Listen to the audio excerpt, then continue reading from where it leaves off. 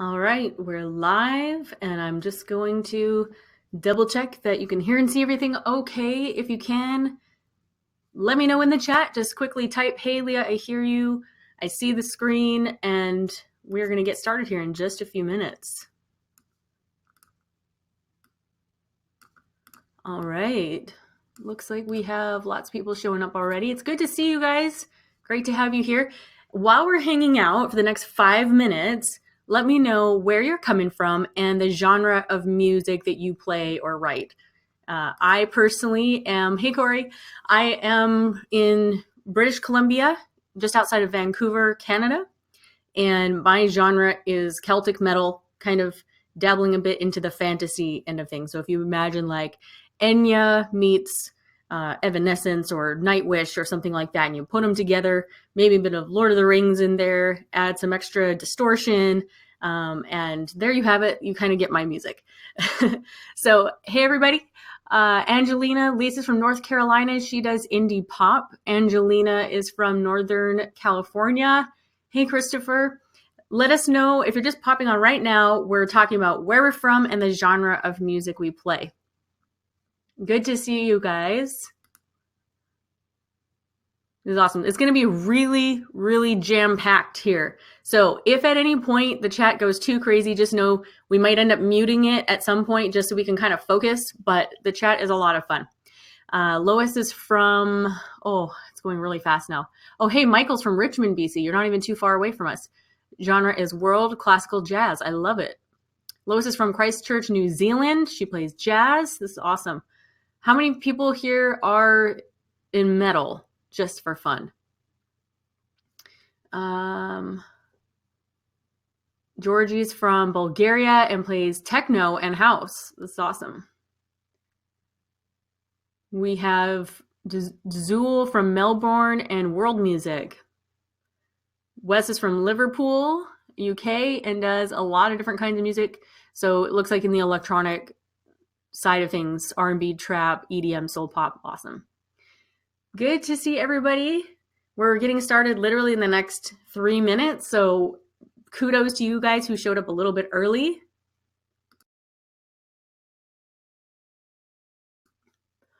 Let's see. Kevin is inspirational contemporary gospel.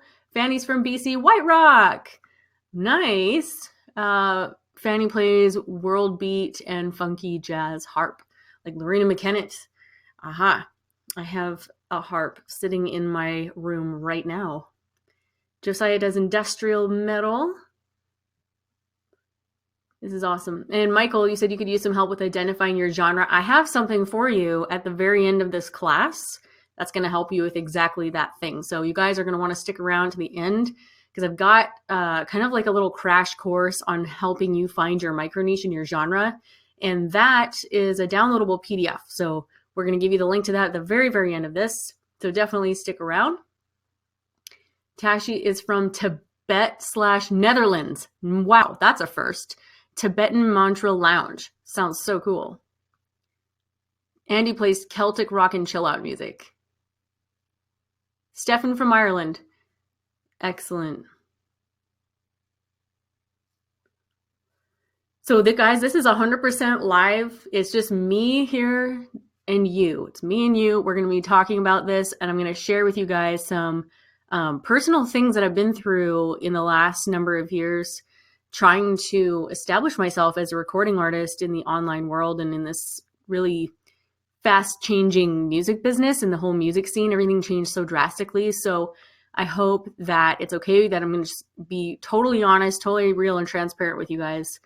And I hope that you get something out of it, that you leave with a lot of hope and inspiration. So we're actually going to get started. We're actually about 2 minutes out from top of the hour. I usually like to try to start right on the dot. And yeah, we're like 30 seconds out. So we're all good to go. And if my staff is on standby, just let me know if everything looks good, if we're ready to get started. All right, I think we are.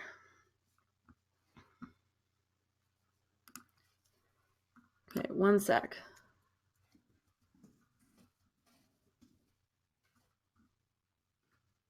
All right, guys, cool.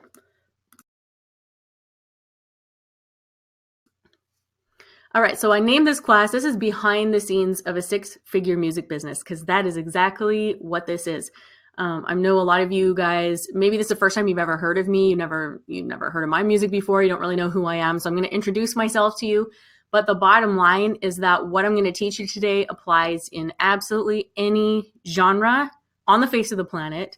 And I don't care if you have been doing this for 30 years or if you just decided yesterday that you want to get started and really get a little more serious about your music career, this applies exactly the same. So you're going to know that everything I teach you today is stuff that has worked for me and has actually increased my bank account in some way, shape, or form. I don't teach what I don't do. And I think that's one thing you're going to find that's different about me is that I am doing this stuff. I am not some guru out there who maybe used to be in the music industry. I didn't used to be a manager. I didn't used to do this or that, the other thing. I'm actually doing it every single day. So what I say, I speak from experience, from testing and trying a lot. And I also have this business, Savvy Musician Academy, which has become really successful. And so, you can take more experience from me in that, hey, I'm running other businesses too. And the things that I'm doing in that business, I'm also applying in my music business. And the more I learn about business in general, the more my music career is like taking off. So it's really, really exciting. And I can't wait to just share with you everything I'm learning. So let's get started. I just wanted to give you a little heads up about supercharging your results in this class.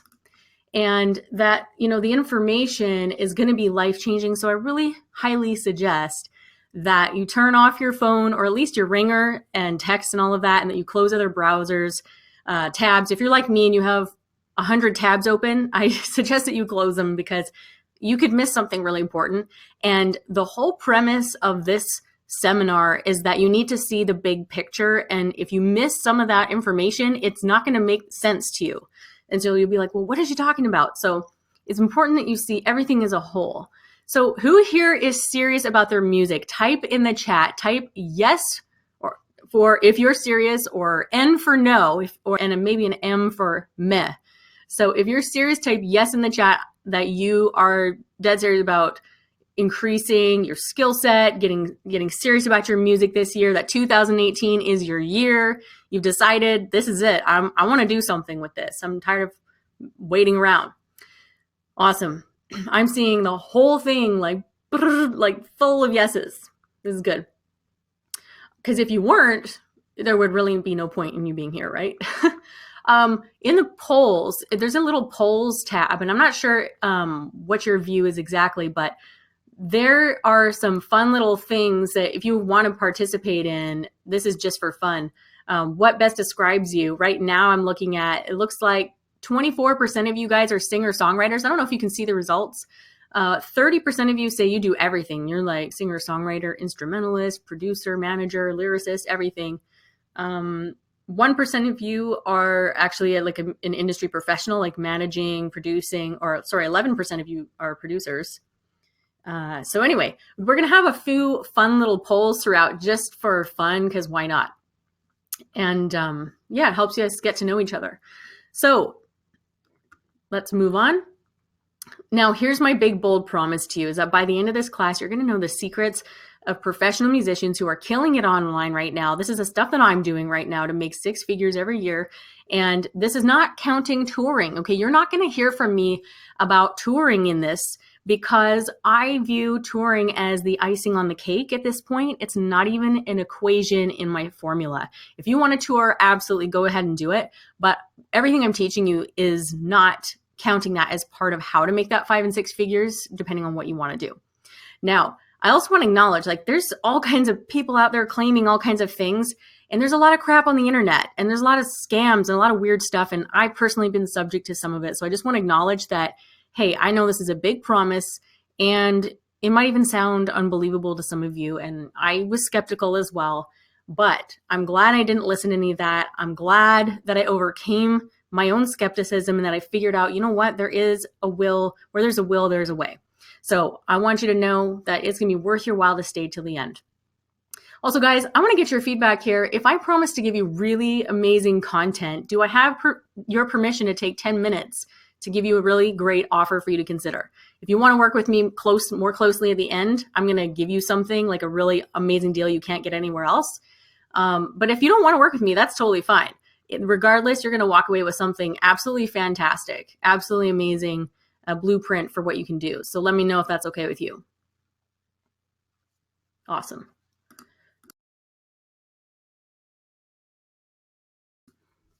Okay, cool. I just want to check, So this is all up to you. I'm not going to do something anyways unless I have your permission. So also, I wanted to let you know that just for sticking around till the end, I'm going to give you a bonus right after the Q&A. You're going to get a download of a very special workbook for those of you who are struggling with your genre and trying to figure out what your micro niche is. Anybody who has listened to anything from me for more than 5 minutes will hear the word micro niche. And that tends to be the biggest place where people get stuck. So I have a little mini PDF crash course on how you can identify your micro niche. So that's at the very end of this thing. Stick around and we will send you the link for that. All right. So who am I and why should you listen to me? I'm not going to spend too much time talking about myself, but this is just my bio so that you know who I am. First of all, I should say first and foremost, I'm a wife and I'm a stay-at-home mom of 5 kids, ages 11 and under. So as you can imagine, I'm really, really busy all the time. I've been a singer, songwriter, musician my whole life, and I didn't really get serious about it until after I had my family and I settled down. So the weird thing about my story is that I did everything very backwards. I also grew up thinking that my dream was to get signed to some awesome record deal. And obviously that didn't happen. I sent countless emails, press kits, snail mail to these A&R agents and record companies. I never heard back, or else I would constantly heard like, you're not the right fit. We basically don't know what to do with you because you do these weird crossover things because they don't do micro niches. That's the thing about labels is they do not care about micro niches. They're only caring about the big mainstream genres and that's how they market them. And so it's a totally different mindset.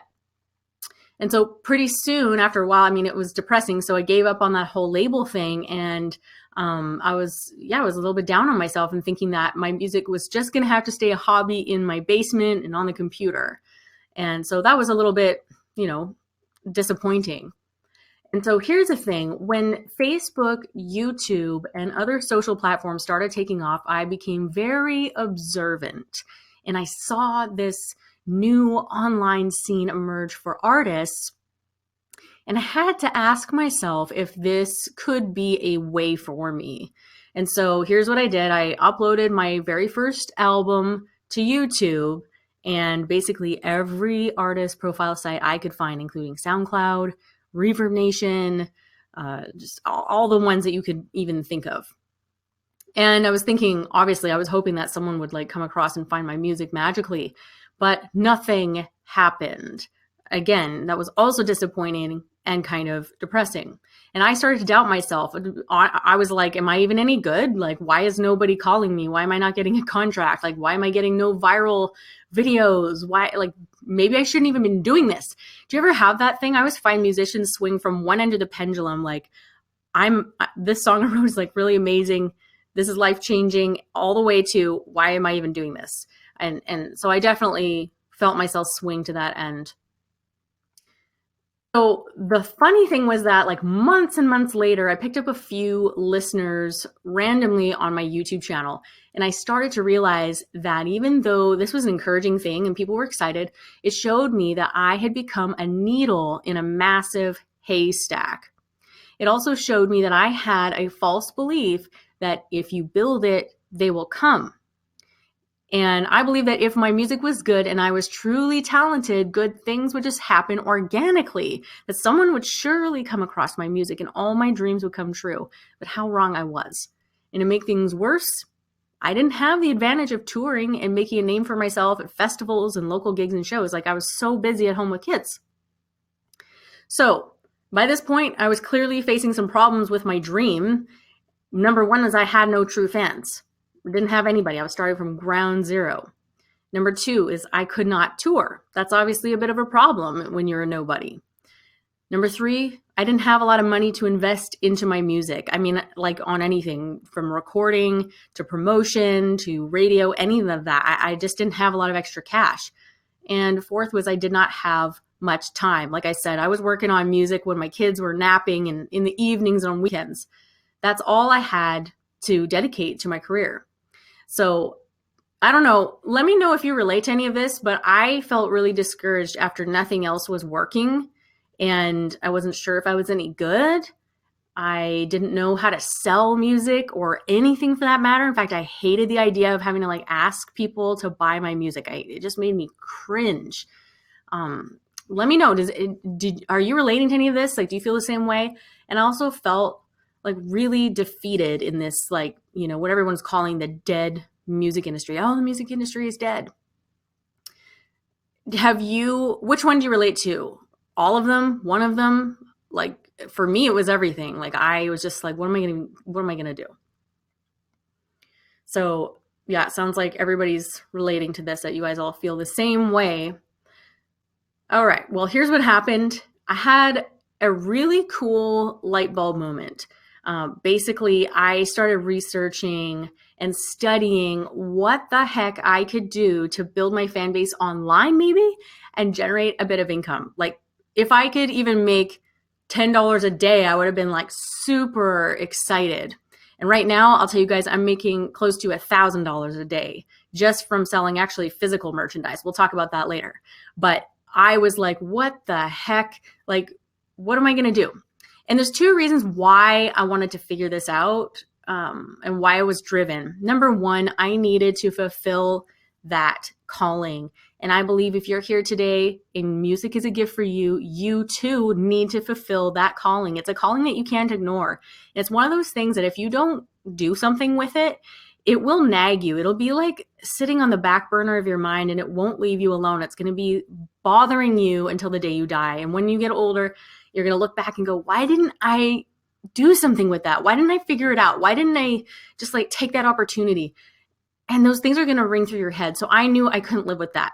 Number two was I really wanted to self-fund my music. I got tired of this whole waiting for a label thing. I got tired of waiting for an investor or something like that. And I was like, you know what? I want to be able to self-fund my music. I would feel so empowered if that could happen.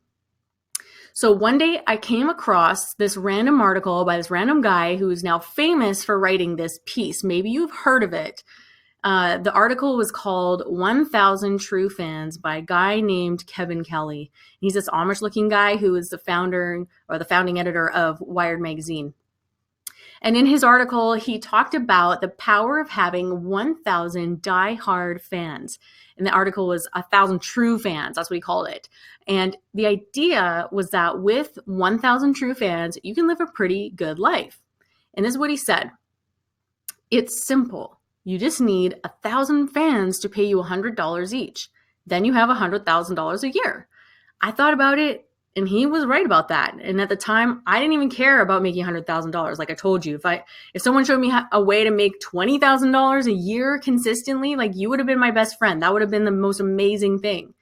And so I started playing with this whole idea. And I thought about how I could break it down even more. I was like, wait a minute, let me just play with this math. If I have 1,000 fans and they pay $100 a year for me, that's $100,000.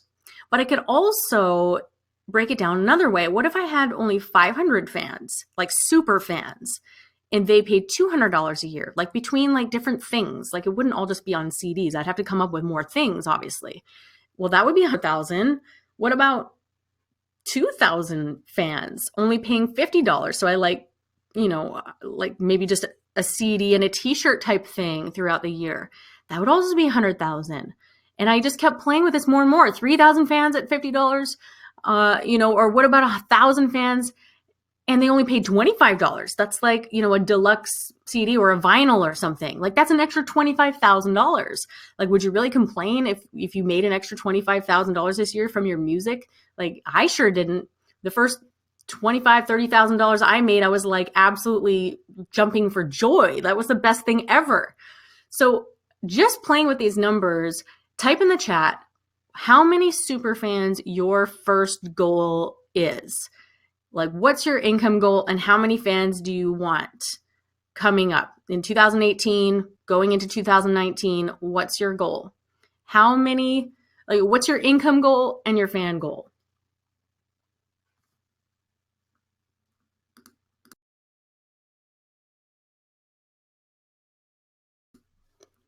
Let's see. I'm just waiting. There's a bit of a lag between the chat, so I'm just waiting to see what we see. 5,000, 3,000 fans, $50 per week? I don't know what the math is. Someone wants 150,000 a year. This is totally doable, by the way, you guys. My fan goal is 1,000, 3,000. Like, this is important, actually. This little exercise was the catalyst for me making that $100,000. This little exercise right here. Like, do you know how many musicians never do this and say, hey, I want X amount of fans and I want to make X dollars per year? That exercise in and of itself will change things for you right now. We're only like 15 minutes into this presentation. And if you leave just coming away with telling yourself and writing this down that I want this amount of fans to pay me this amount of dollars, that could completely change everything you do, because now you have to reverse engineer the whole process and figure out how you're going to get that. And then you need to come up with a strategy for how you're going to get that. So that's where this whole thing begins. And so if you've done that just now, like, I'm high-fiving you. This is a big deal. All right. So ever since I read that article, I put all my focus into that one thing, finding my 1,000 true fans. That was the number I decided on. And so here's what happened. After I read this article, everything I did shifted. And I started only doing things to build my audience of 1,000 true fans. So I started learning some social media, started building an email list. We're going to talk about that. And I ended up doing a couple crowdfunding campaigns. So to put his theory to the test, to my shock and delight, I raised over $27,000 in a single crowdfunding campaign for an album I hadn't even written yet. Okay, so that for me was proof in the pudding that I had found my fans, because I only had 657 people who contributed to that. So that was like really, really special and proof in the pudding, like I said. I was earning royalties from digital sales and selling CDs. This was really a life-changing decision to only focus on 1,000 true fans.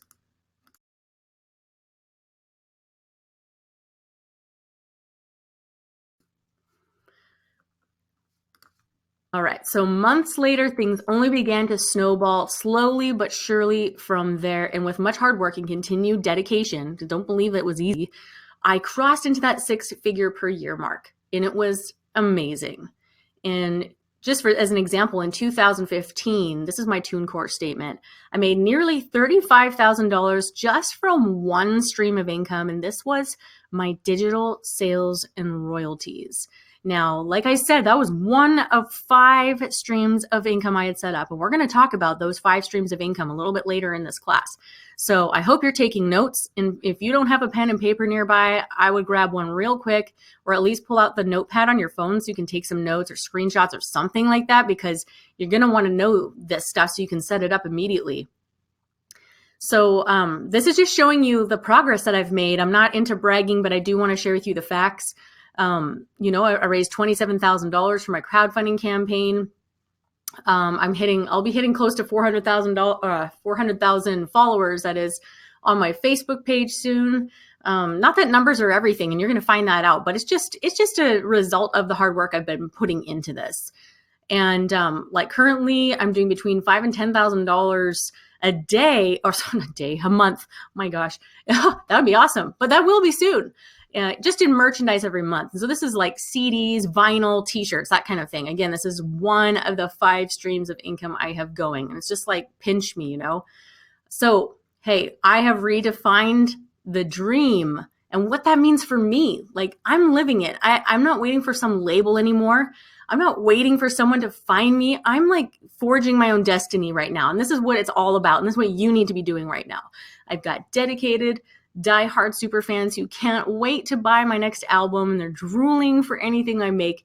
They regularly buy merchandise from me. They join the fan club. They show unbelievable support. Like, I get fan mail every single day.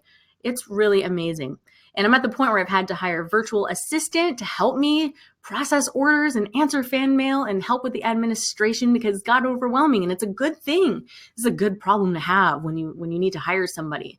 And I feel like a legitimate music business. I'm not just like an artist, which is fine if you just want to be an artist, but I'm in the business phase where it's like if I want to make X amount of dollars tomorrow, I know exactly what I need to do.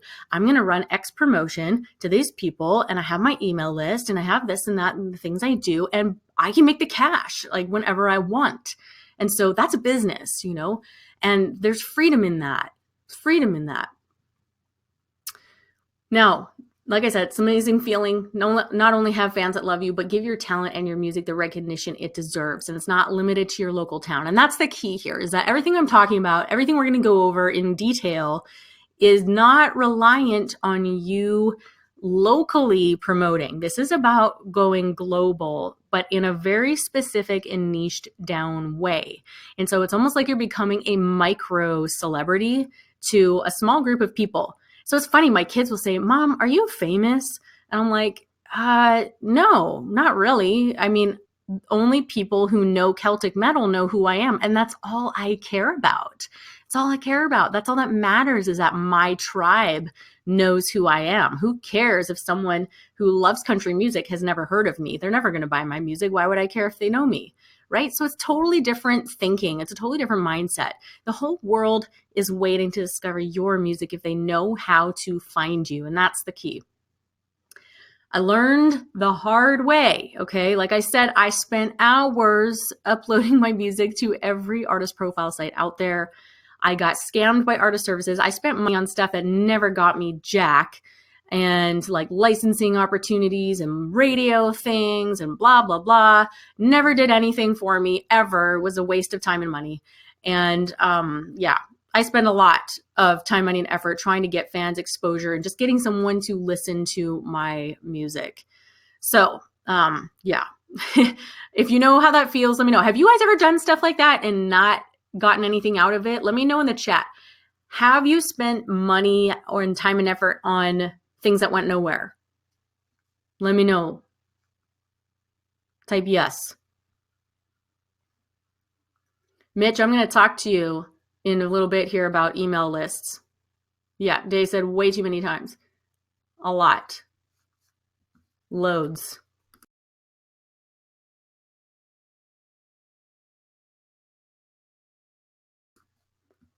Lots of people spending money and time on things that did not work. Yeah, I feel you. But I want to encourage you, okay? I want to encourage you, because if you're thinking of taking your music to the next level, now is the time to do it.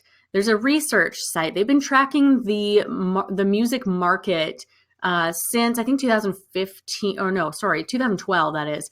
And they reported that in 2016, the global recorded music market grew by 5.9%, which is the fastest rate of growth since they began their tracking. Oh, it was 1997. I was way off. So it's been years, and this is a huge growing trend. So here's what they also reported, okay?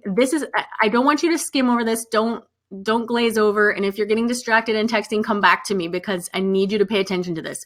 Listen, this is going to tell you where you should spend your time right now, okay? Write this down. Digital revenue grew by 17.7% to 7.8 billion, okay? That was a sharp 60% growth in streaming revenue. Anyone who tells you that you cannot make money in streaming is lying, because they don't know what they're talking about, all right? 50% of revenue is coming from digital and streaming. 34% of revenue is still coming from physical sales. This is telling you right now where you should be spending your time and effort.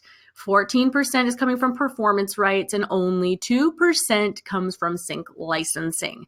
There's a reason why I don't spend any time or energy trying to get licensing deals. That statistic tells you right there why that is and where I am spending my time. I am spending it on physical and digital. Like I said, I'm making since I made that slide, even where I'm making $5,000 to $10,000 a month, that is like doubling right now as we speak, because I'm honing things in and I'm testing and trying things out all the time. Like, there is a huge market for physical music still, and digital, of course. So what does this mean? Obviously, Fans are still consuming music and they're buying it and it's growing. But what's changing is the way they are consuming it. And we've got to be adaptable.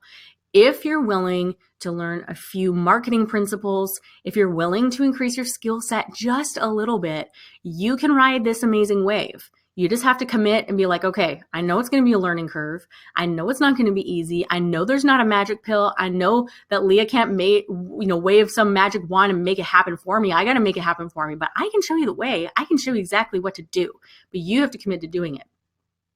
But it also means this part, guys, that we, the artists, have to take responsibility for changing with the way the consumer wants to experience our music. A lot of us are not a big fans of streaming stuff, but that's what the market wants. And so what we need to do is figure out how to make it work for us and not against us.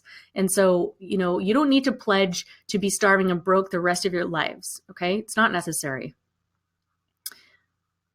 All right, now here's why most people are failing. It's like, okay, Leah, if there's so much amazing music out there and sales are increasing, why are so many people failing? Why do people get mad at me sometimes when I try to give them hope? It's because of these three things. Number one, you've been told that you need to be perfect. You've been told that you need to be both a musician and a model, right? That's what MTV was. You had to be young, you had to be lean, you couldn't have 10 extra pounds. All of that you have to be young, like I said, like a perfect age. For me, that was discouraging. As soon as I was over the age of 25, I was like, great, no label's really going to want me now. I had kids. I don't look skinny anymore. Like, no one's going to want me. Who wants to hear from some stay-at-home mom changing diapers and making spaghetti? Like, who wants to listen to me? I still this day, I'm like a nobody. Like, why would someone listen to me? It's just funny. But the thing is, like, you got to remember, have you been watching, America's Got Talent or all these talent shows? Fans love people with talent, regardless of what they look like. They want authenticity now. We want people we can relate to. We want music we can relate to. People are sick and tired of this whole manufactured commercialism. Okay, so that's number one. Number two is, you were taught that if you worked really hard and played all these gigs and you eat, sleep, and breathe your music 24/7, you do that for 10 to 15 years, that maybe you might have a chance. And you know what? That was a good description of the old music industry. That is exactly the way it used to be. That's how people used to get discovered. But I got to tell you, this is old thinking now. It's outdated. If you continue to have that mindset, you're just making it way harder for yourself. It's so much easier than that now. And the last one is that the media told you, like, it's kind of been ingrained into you that you need a record deal to truly succeed. And if you remain or want to be an independent musician, no one's really going to take you seriously. And that basically, if you're not signed, you're not a true artist. So type in the chat which one of these you relate to, 1, 2, or 3. Because, well, for me, it was all of them again, but let me know which one you relate to.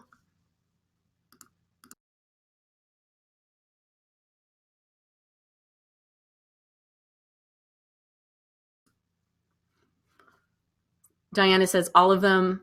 Tim says all of them. Ernest says all of them. It sounds like 1, 2, and 3. Yeah. So a lot of us have been fed the same crap, essentially.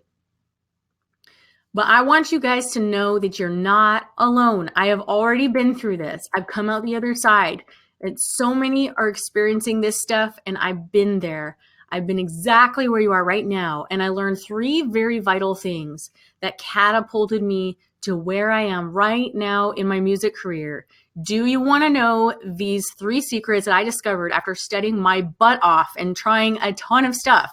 Type yes in the chat if you want to know these 3 secrets. I just want to make sure you guys are really energized, that you're ready to make change in your current music endeavors. Are you ready to make a change? Are you ready to learn this stuff? It's not rocket science. It's not, but it will take some work. I'm not going to lie to you. Everybody's saying yes. You better all be saying yes. This is good. All right. Here are these 3 secrets I'm going to teach you. And I'm going to tell you now, that's going to be a high level overview of the whole 6-figure music business I put together. Okay. I'm going to go as detailed as I can into phase 1, because that's the phase where you need to be starting out. But the second 2 and 3, those are for different webinars, because they are it can be overwhelming. But I'm going to share with you the whole high level thing. So if I were you, I'd be writing this down. Number 1 is how to stand out and attract fans to you like a magnet. I'm going to be teaching you the whole phase of how to do that. Secret number 2 is how to automate building your fan base 24/7, 365. I got this thing on autopilot. And number 3 is how to create a cash machine from your online music business. All right. So these are the 3 phases, and they each correlate to each of the 3 secrets. Phase number 1 is the artist identity infrastructure. If I were you, I'd pay attention to this. Artist identity infrastructure. That is going to be the catalyst for everything you do from here on out. Phase number 2 is your fan generation machine. I got my thing on autopilot. I'm finding new fans, attracting them to me while I'm sleeping, and they're buying stuff while I'm like literally, in bed, showering, playing with my kids, like I'm making sales. And number 3 is I just accelerate that and scale that to a whole new level after the fact. So once something's working, I just ramp it up. That's the 3rd phase. But you can't jump to phase 3. You have to start at phase 1. You can't jump from, 2 to 3. You got to start here. So that's where we're really going to spend our time. So I'm going to break each of these down for you. All right. So number 1 is your artist identity infrastructure. This is the foundation for everything. This is where we are building your musical identity and this organic foundation. These are the components. These are the cogs in the machine. Here they are, okay? Write notes. Quality music, micro niche, social media, culture and community, branding, launching your music online, and there's another one at the end we're going to talk about, and that's the 5 streams of income. All right, so here we go. We're going to talk about this quality music stuff.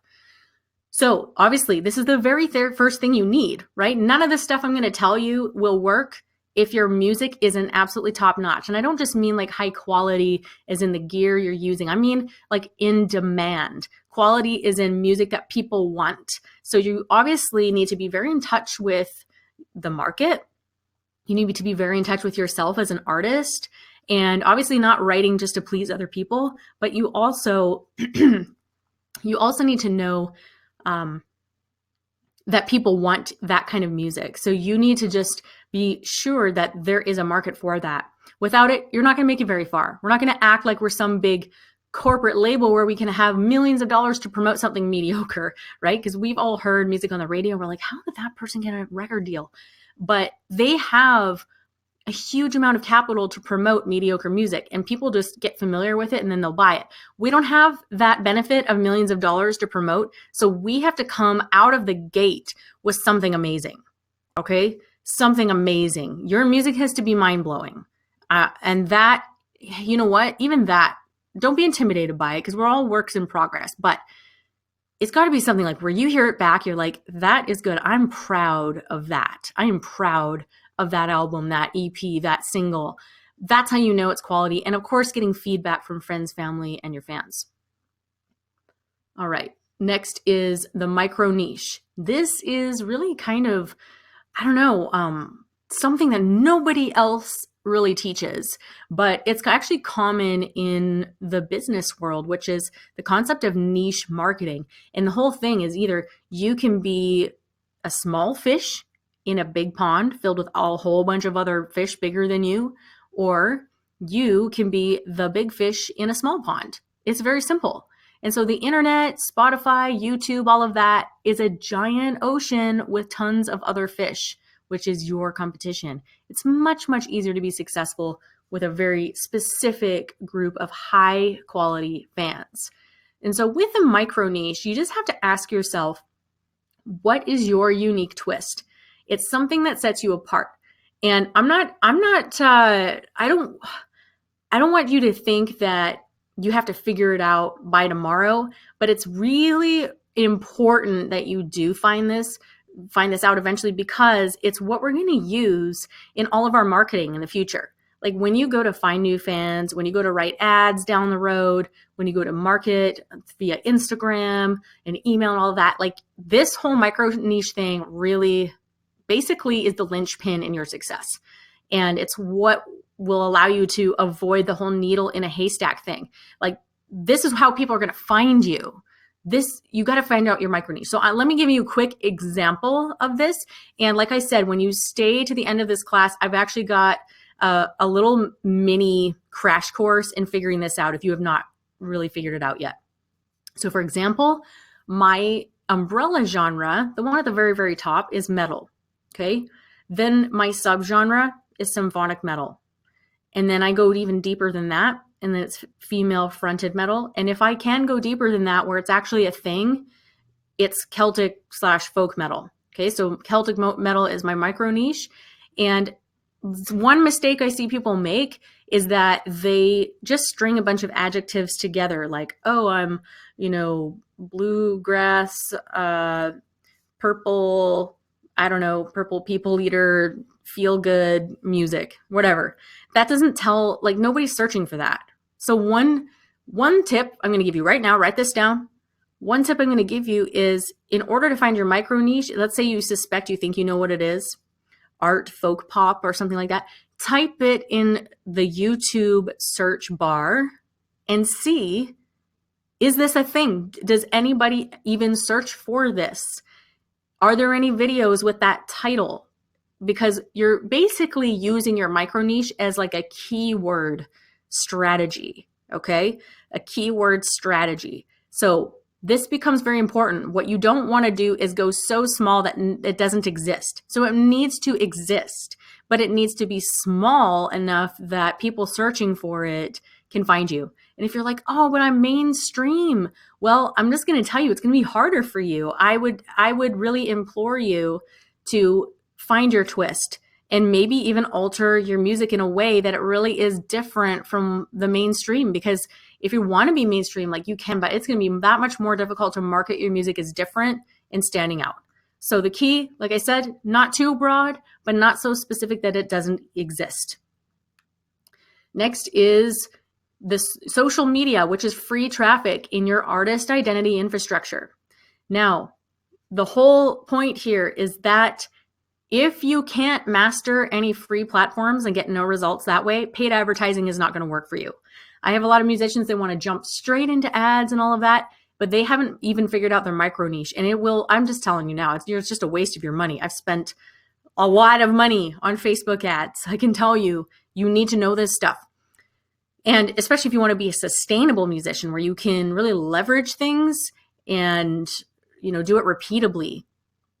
So the whole goal of social media is building a culture and a community around your music. We're going to talk about that separately, but anything you're posting in social, it must do one of three things. It must either entertain people, inspire them, or educate or inform them in some way. It's got to go along with basically your micro niche. Your micro niche is going to become almost like a lifestyle brand.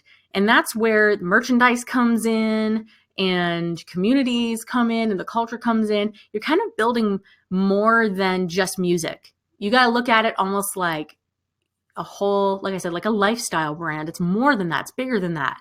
So, and this is how you make money doing it anyways. Like if you want it to just be music, totally cool.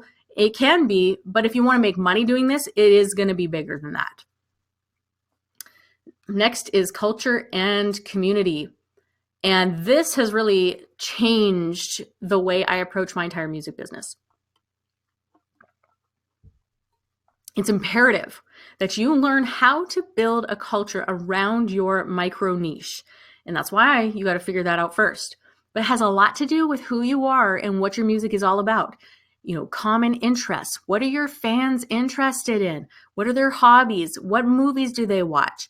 What books do they read? What video games do they play? Where do they hang out? What magazines do they read? I know all of this stuff about my fans. I know them inside out. I know more about them than they know about themselves. And that is how you market anything. That's how you market. Like, I don't care if you're selling socks. That's how you market socks. That's how you market Laundry detergent, that's how you market music. It doesn't matter. You got to know your fans and your customers better than they know themselves. This is the whole thing. So figuring out your culture is just a matter of testing, surveying your fans, experimenting, and figure out who you are. You got to figure out who you are and what your music is all about. What does it stand for? What is the worldview that is attached to your music? There's a lot going into this, but you can figure it out, and it's an ongoing process, and we are ever evolving. Next is branding, okay? You've got to master your music image and your brand. And like I said, your brand is actually bigger than you think. Branding is not your logo. Did you know that? There's a lot of people who believe that branding is your logo, and it's not. That's just one little tiny thing. Logos are great for just, recognition once people know who you are, especially if you're nice and consistent throughout the years. But branding is really about who you are and what your music is all about. And to get it's a little bit more an esoteric description, but it's actually a feeling. Like, so for example, if you were to go to my website or your website, what happens is people land there and they're going to get an impression within 3 to 5 seconds. You've got basically 3 to 5 seconds to give them a feeling. People are not consciously thinking, oh, this must be a good band. I wonder what they sound like, blah, blah, blah, blah. What they're actually doing is thinking to themselves, how do I feel right now? And they're making decisions on an emotional level. And so your branding is actually an emotion that you want to communicate consistently across all platforms. Next is launching your music online properly. This is all part of your artist identity infrastructure. You've got to understand the right way to launch your music online. You need an audience to launch your music to. It's kind of the chicken and the egg scenario, especially when you start out. You're like, well, I don't have music yet. Should I build some audience? It's like, hey, there are many things you can do without even having recordings yet. You have Facebook Live. You have your phone or camera on your phone. You have YouTube. You have a million ways where people can hear your talent and figure out who you are and if they like you long before you even have like a recording. And so you don't want to rely on things like hope marketing, which is basically uploading your music to the internet and hoping people will find you. That's what I did before. Doesn't work. Real marketing is predictable, repeatable, and scalable. When you know how to launch your music online, basically anything is possible, and you will make a ton more money because you can relaunch your old music to new people. Your old releases from 15 years ago are brand new to brand new people. How about that? So that's how I'm making a lot of money now, just relaunching old music to new people. Anytime anyone enters my email list or comes to my shop and discovers my music and comes through an ad or whatever they're doing, it's brand new to them. So that's the exciting part. And this last one, which I'm going to include, write this stuff down, okay, is setting up your 5 streams of income. This also happens during your artist identity infrastructure. This is the whole foundation of how to build a 6-figure income in music. Online, whether you tour or not, I don't care, but this is how you do it. Okay, by the way, there's a ton of different income streams out there, but these are the 5 that have personally changed my life, that got me from broke to 6-figure musician. These are the 5. Number 1, digital sales and royalties. This is iTunes, Spotify, Amazon, all the different digital stores out there. Digital sales and royalties. Number 2 is publishing, all the mechanical licensing stuff. So for that, you need to be registered with a performance rights organization like SOCAN in Canada, ASCAP or BMI in the States. Number 3 is physical merchandise, like we talked about. This is still huge, like vinyl, t-shirts, all kinds of stuff. Even tapes are coming back, like cassette tapes are even making a comeback. It's hilarious. Posters, stickers, all that stuff, all of that is all of physical merchandise. Sorry guys, I got allergies really bad right now. We got all kinds of weird pollens floating around. Next is online fan clubs, and that's stuff like Patreon, Bandcamp, and all of those sorts of things. You've seen this, like people are doing so well. And then your expertise. We have tons of students who are music teachers giving Skype lessons. We have a lot of really incredible creative people like web design. And when I first started out, my expertise was actually an ebook, like similar to what I'm teaching you right now. I actually wrote an ebook on the lessons I had learned from making money in my music business. This was long before Savvy Musician Academy. And I just thought, hey, why don't I write an ebook? My friends keep asking me how I'm doing so well in my music business, even with like little kids at home. Why don't I write a little ebook? So I did that, and it went over really well. Like I was just selling it privately, and that was a little bit of extra income for me. Down the road, it turned into Savvy Musician Academy. I had no idea that it was going to blow up like that, and it was going to like change thousands of people's lives. So it goes to show you never know where the road leads. You never know what path is going to open up in front of you. So I highly encourage you to consider your expertise. Even if you don't feel like an expert, I guarantee you are. You just have to be a few steps ahead of somebody else. So here are all the structure. These are all the components in your artist identity infrastructure. Maybe take a screenshot if you want.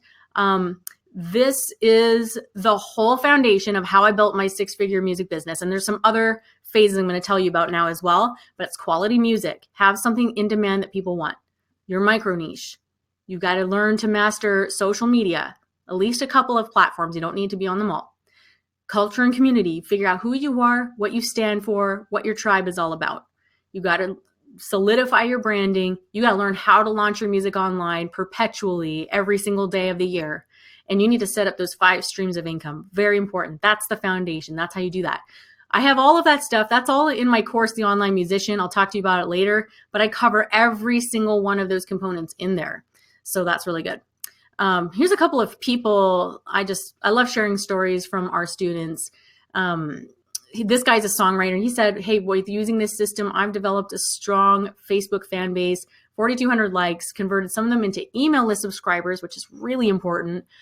And I sold 300 copies so far. My latest album is more than paid for the course. I'm calling that a win. I'm calling it a win too.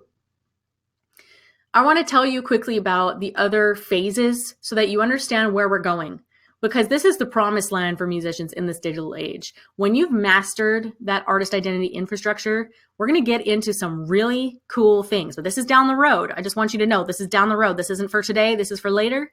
But when you master those things, you can get into stuff like paid traffic and Facebook ads, like hardcore list building, email marketing, copywriting, which is the art of the written word, like knowing what kind of headlines to write, what kind of email subject lines, video marketing, and really cool ninja stuff like retargeting people. Like when you keep seeing the same ad in your newsfeed, or you went and visited a website and now it's like appearing in your newsfeed. You went on Amazon, you're looking at a watch or some shoes, and then that same watch and shoes appears in your newsfeed again. You're like, what the heck? I was just looking at that. That's retargeting or remarketing. I teach all that stuff too, but you've got to master your artist identity infrastructure. None of that stuff is going to work very well unless you've mastered it. All right. And the third phase is where I'm at right now, which is acceleration and scaling. And this is really like at the point where, dang it, you're a real business. You are your own label. Like, I mean, you are from the beginning, but this is a point where it's like your bookkeeper and your accountant are like, okay, we really need to, be talking about the numbers here now. And this is where you are really getting more advanced into the advertising. You're like, I'm a digital marketer and a musician, and I freaking rock. And at this point, you maybe have adopted even like an e-commerce style of merchandise where you're adding other things, other elements to enhance your music brand. You're into messenger marketing, chat bots, which are, oh my gosh, it's increased my sales like crazy that way. You're making a steady income. You're investing more into your business, and you're just scaling your music like crazy. That's where I'm at right now. And it's a really, really, I gotta tell you, it's so fun being in this stage. But this is for the future. Like someone's asking how long it took for me to get here. It took, I will say, like my music business has steadily increased, like really increased in this past year for me to master. But I gotta tell you, I made it to 6 figures within probably 2 years, but that was me doing it the hard way. That was me spending a ton of money and time and energy trying to figure it out. Like, I know I can help you get there faster, but it took me a good solid 2 years of really trying and wading through it all. I love hearing my students who are also music teachers and things like that, and they got day jobs and they're applying some of the things that we we're talking about right here in their other businesses, which is cool. Ryan said, I've been applying all I'm learning to both my guitar teaching business and launching my music. And my teaching has taken off since I've been promoting and targeting my ads. And my student videos have not only doubled my student base, but have earned my badge from lessons.com and are recognized as one of the best teachers in my state, which is so awesome. Carl, I see your question. Does success matter if you're splitting your music 50-50 in mechanical royalties? Well, I would say success matters, especially I would say you need to be setting up other streams of income. You don't want to be splitting all of that all the time. Like whatever your setup is fine, but you gotta diversify. I will answer more questions at the end, by the way. We're gonna have a huge Q&A session afterwards. Letitia said, I finally have a clue as to how to be a successful independent musician and actually make money from it. I've always worked so hard on the creative side and fell down on the business and marketing side. And Leah's filled in the blanks for me and given me info that not even a $12,000 vocal course has given me. So, hey, guys, I wanted to make this as fast and compact as possible. Here's a quick recap of everything we just covered. You know all the components to my music career, like every single one of them. That is literally it. That is how I built my six-figure music business. We learned there is hope.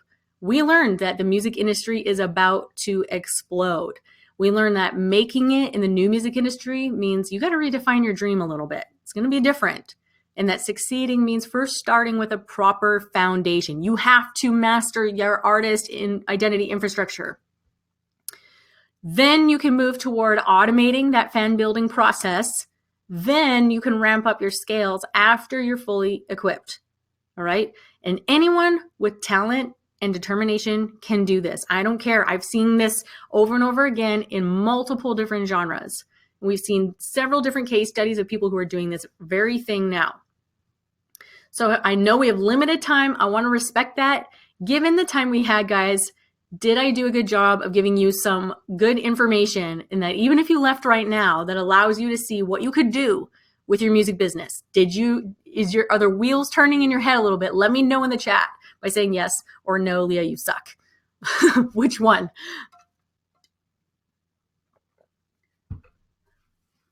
I'm just waiting for the one person who's going to say, no, Leah, you suck.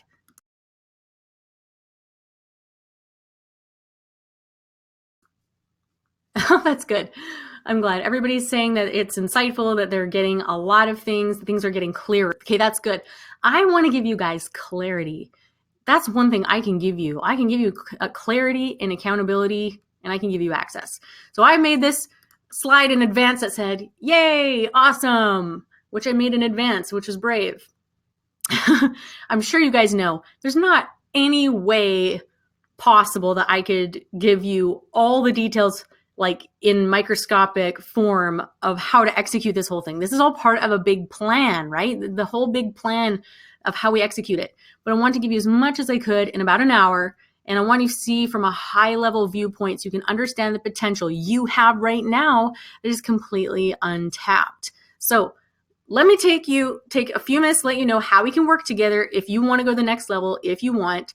But I want to also introduce you to a couple of my students. Do you guys know Ted Yoder? We are really proud of Ted. Ted had one of the most viral videos on Facebook of all time. I think it was 2016. And what was really awesome about him was he really had a real cool, micro niche of this hammered dulcimer, which is super cool.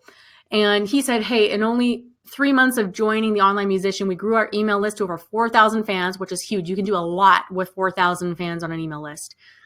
We have 265,000 Facebook likes. Actually, he's got way more than that now. And 14,000 YouTube subscribers. So it's like different real estate on different numbers on different platforms. He said we had a video go viral within 3 days. It received over 50 million views, making the second most popular video on Facebook. Within 24 hours, we were hearing from super fans everywhere. If that's not a great return on investment, I don't know what it is. Now, I'm not promising anyone's going to go viral, but you never know what can happen until you take the step and walk through the door. Taylor Mesplay as well. He's been a recording artist for over 20 years, and he said it's been increasingly difficult. SMA has been an incredible resuscitation of my hope, as well as my recording career. I am starting to see incredible results. I've made more money in the last month with the sale of recorded music than in the last several years combined, and it's only picking up every day. Thank you, Leah. Ty Richards, he's been an artist, a musician, and a producer. And before the online musician, he had no plan. He had a bunch of songs done and recorded, nothing mixed and done, nothing ready to send out to the world. Months later, he's got his stuff done. And he started out with 50 fans, which were, he said, they're friends, not really fans, they're friends. But now I have 10,000 fans, all people who really love my genre. They love my music. It's all due to this class. I've been doing music all my life. For the first time, I've got real fans. So this is really awesome. Ask yourself, really, are you motivated? Because lazy people will not get very far. Not with me and not with the program. They're not going to get very far. Do you think that learning the system is something that can work for you? Type yes in the chat if you believe that. Type yes in the chat. Okay? You've got to imagine what life is going to be like, because this is in your near future. When you know how to attract fans to you 365 days a year, you don't have to worry about if your next album is going to sell. You're like, frick yeah, my album's going to sell like hotcakes because I know what to do and I can just do it and repeat it whenever I want. This is your near future. Becoming niche famous to a small but loyal, enthusiastic fan base. Getting the recognition that your music deserves from people who are truly moved by it and really appreciate it. There's no feeling like that. When you don't have to sell fans anything, like the system does it for you. Oh, amen to that one. Amen. You don't want to sell? I don't like selling. It's sharing. And when the right people are attracted to your music, you don't have to sell hard at all. It does it for you. And when you make your first $20,000, $30,000 in online music sales, another amen to that. Yes, you can self-fund your music. You can do your music video. There's extra cash in the bank when you need it. Like I was paying for bills, grocery bills, diapers, and like food and stuff like that when work was slow with my music royalties. That was long before we ever had Savvy Musician Academy. I was doing that. So this is possible. This is your near future. And you know I can help you get there. So I'm going to introduce you the Savvy Musician Academy Tribe. This is a complete step-by-step system to create, launch, and market your music like a boss online the right way. Teach you how to create sustainable income through your talent, explode your fan base online, and fulfill your calling as a musician. Boom. All right. This is awesome. I'm going to tell you right now what we're going to learn. And this should feel like a recap to you because it's the stuff we just talked about.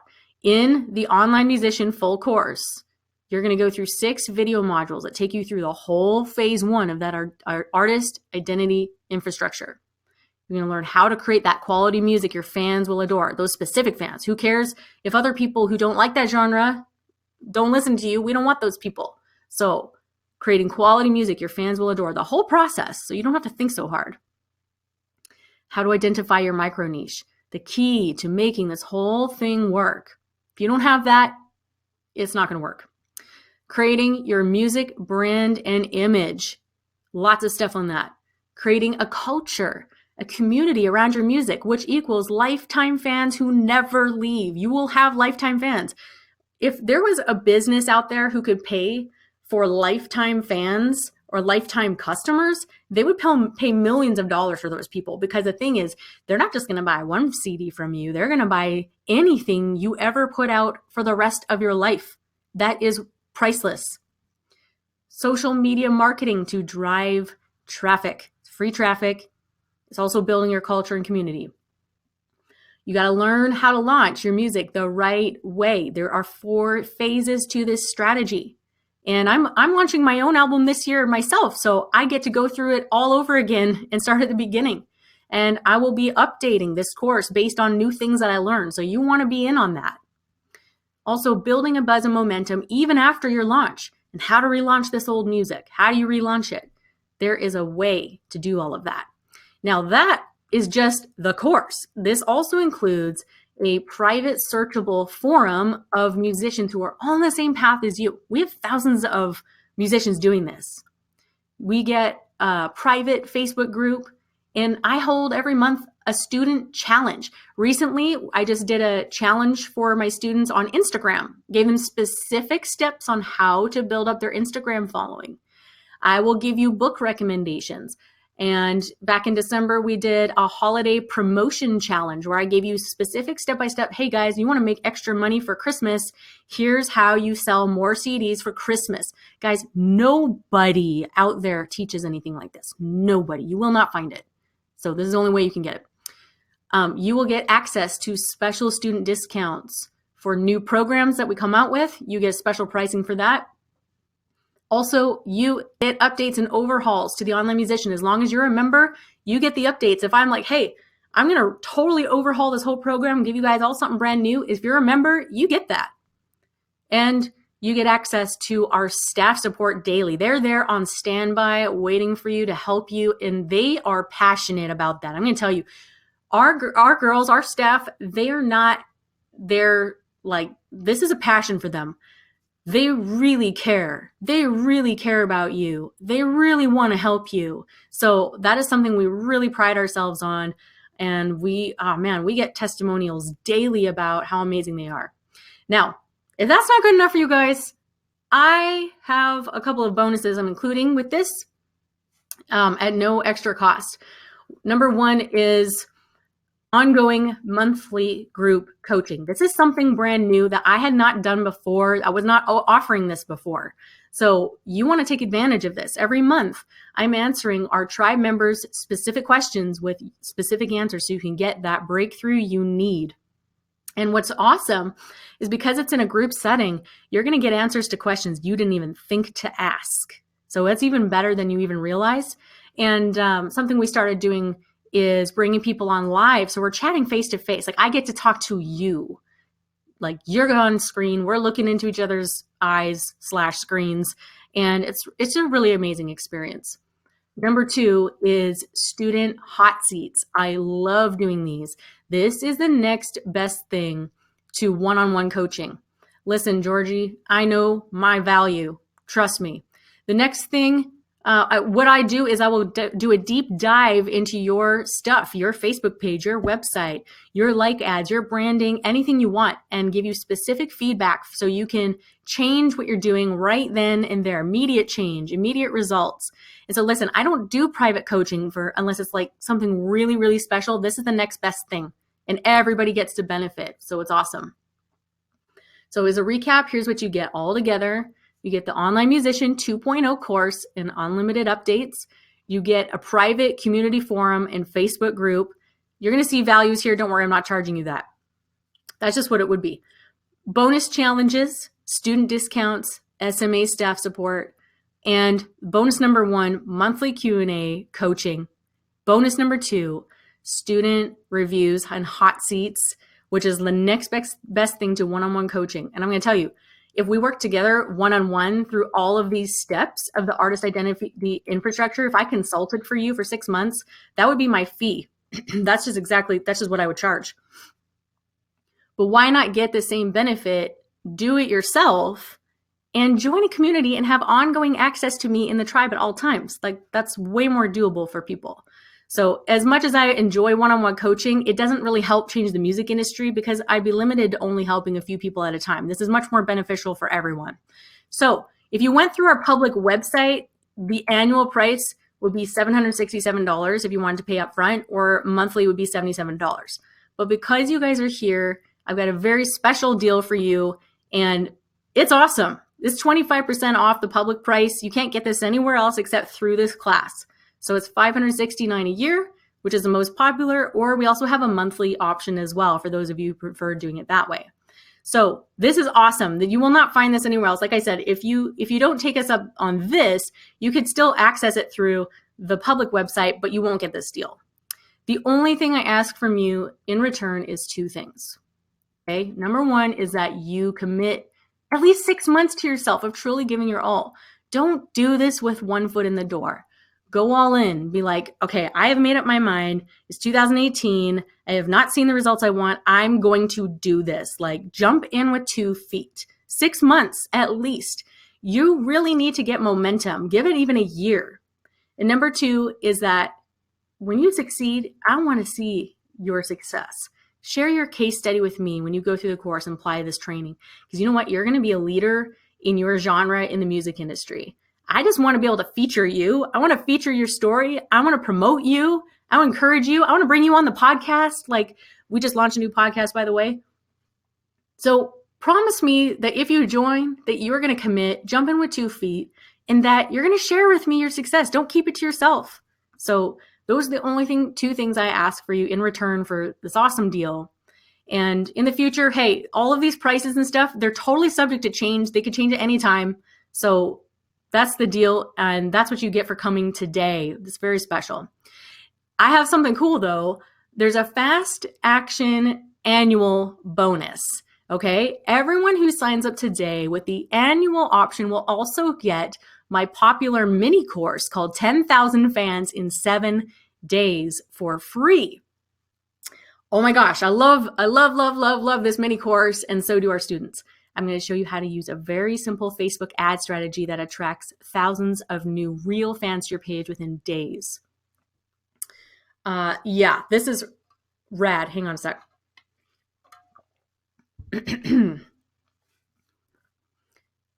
Now, I'm not talking about like fake fans. These are real people, real fans. Never buy likes, by the way. Never do that.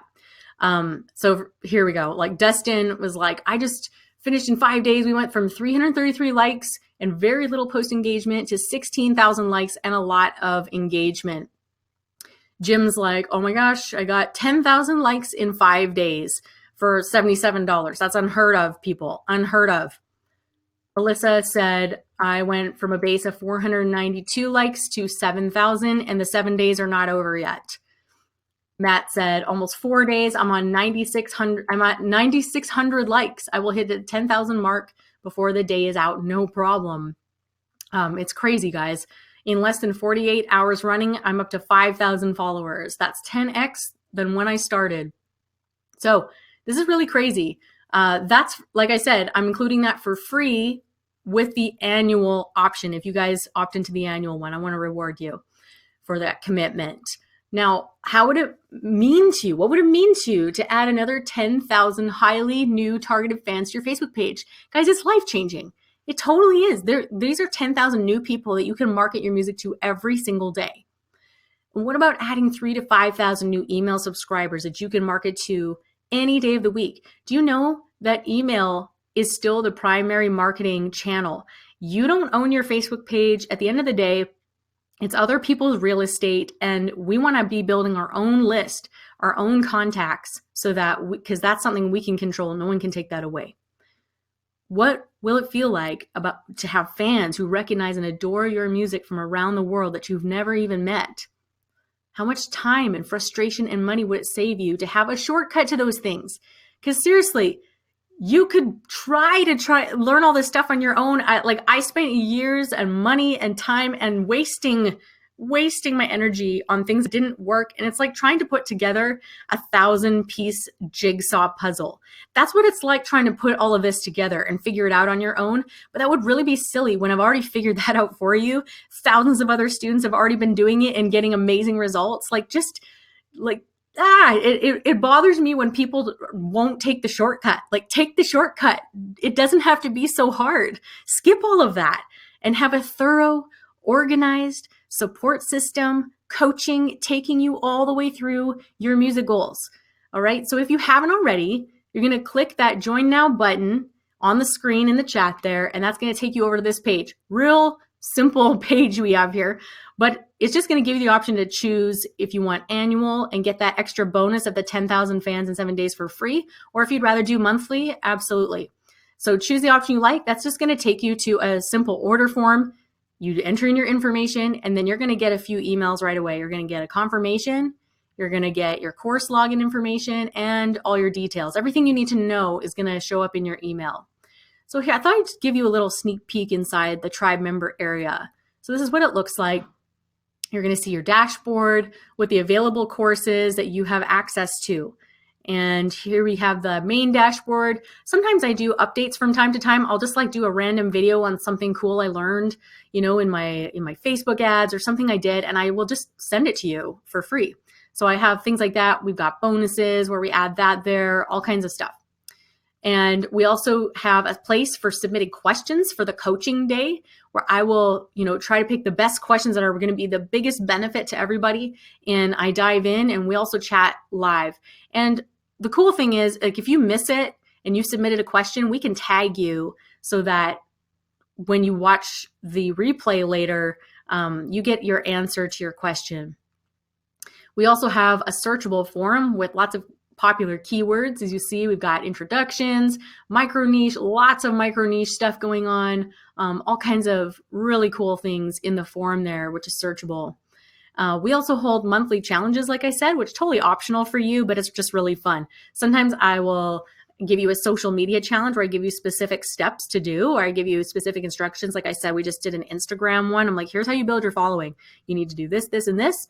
Or we might go through a book together. These are just really to accompany what we're already doing, just to become better marketers. So that's a sneak peek inside there now. And we're going to jump into Q&A. I wanted to keep this as short and compact as possible. That's why I'm talking fast. But any questions you have, go ahead and type them in the chat. If you have a question for me about the tribe or anything we talked about today in the artist identity infrastructure, the online musician course, anything you want to know. Also, our amazing staff, they're on standby for you. If you have any questions, you can message us on Facebook. If you type m.me/online musician, that will take you straight to our messenger page and you can chat with them there, or feel free to send us an email as well. And I'm going to be answering your questions now. So let's see what we have. 1 second here.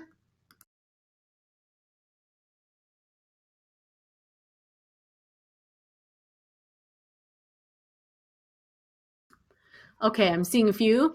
Sean said, I am an audio engineer. Do you think this will help me? Hey, Sean, we have tons of music industry professionals in our program that absolutely love it. The reason why, even though this is geared for, you know, singer-songwriter musicians, bands, and that sort of thing, is because you can actually, as an engineer, first of all, you need to market yourself and your services.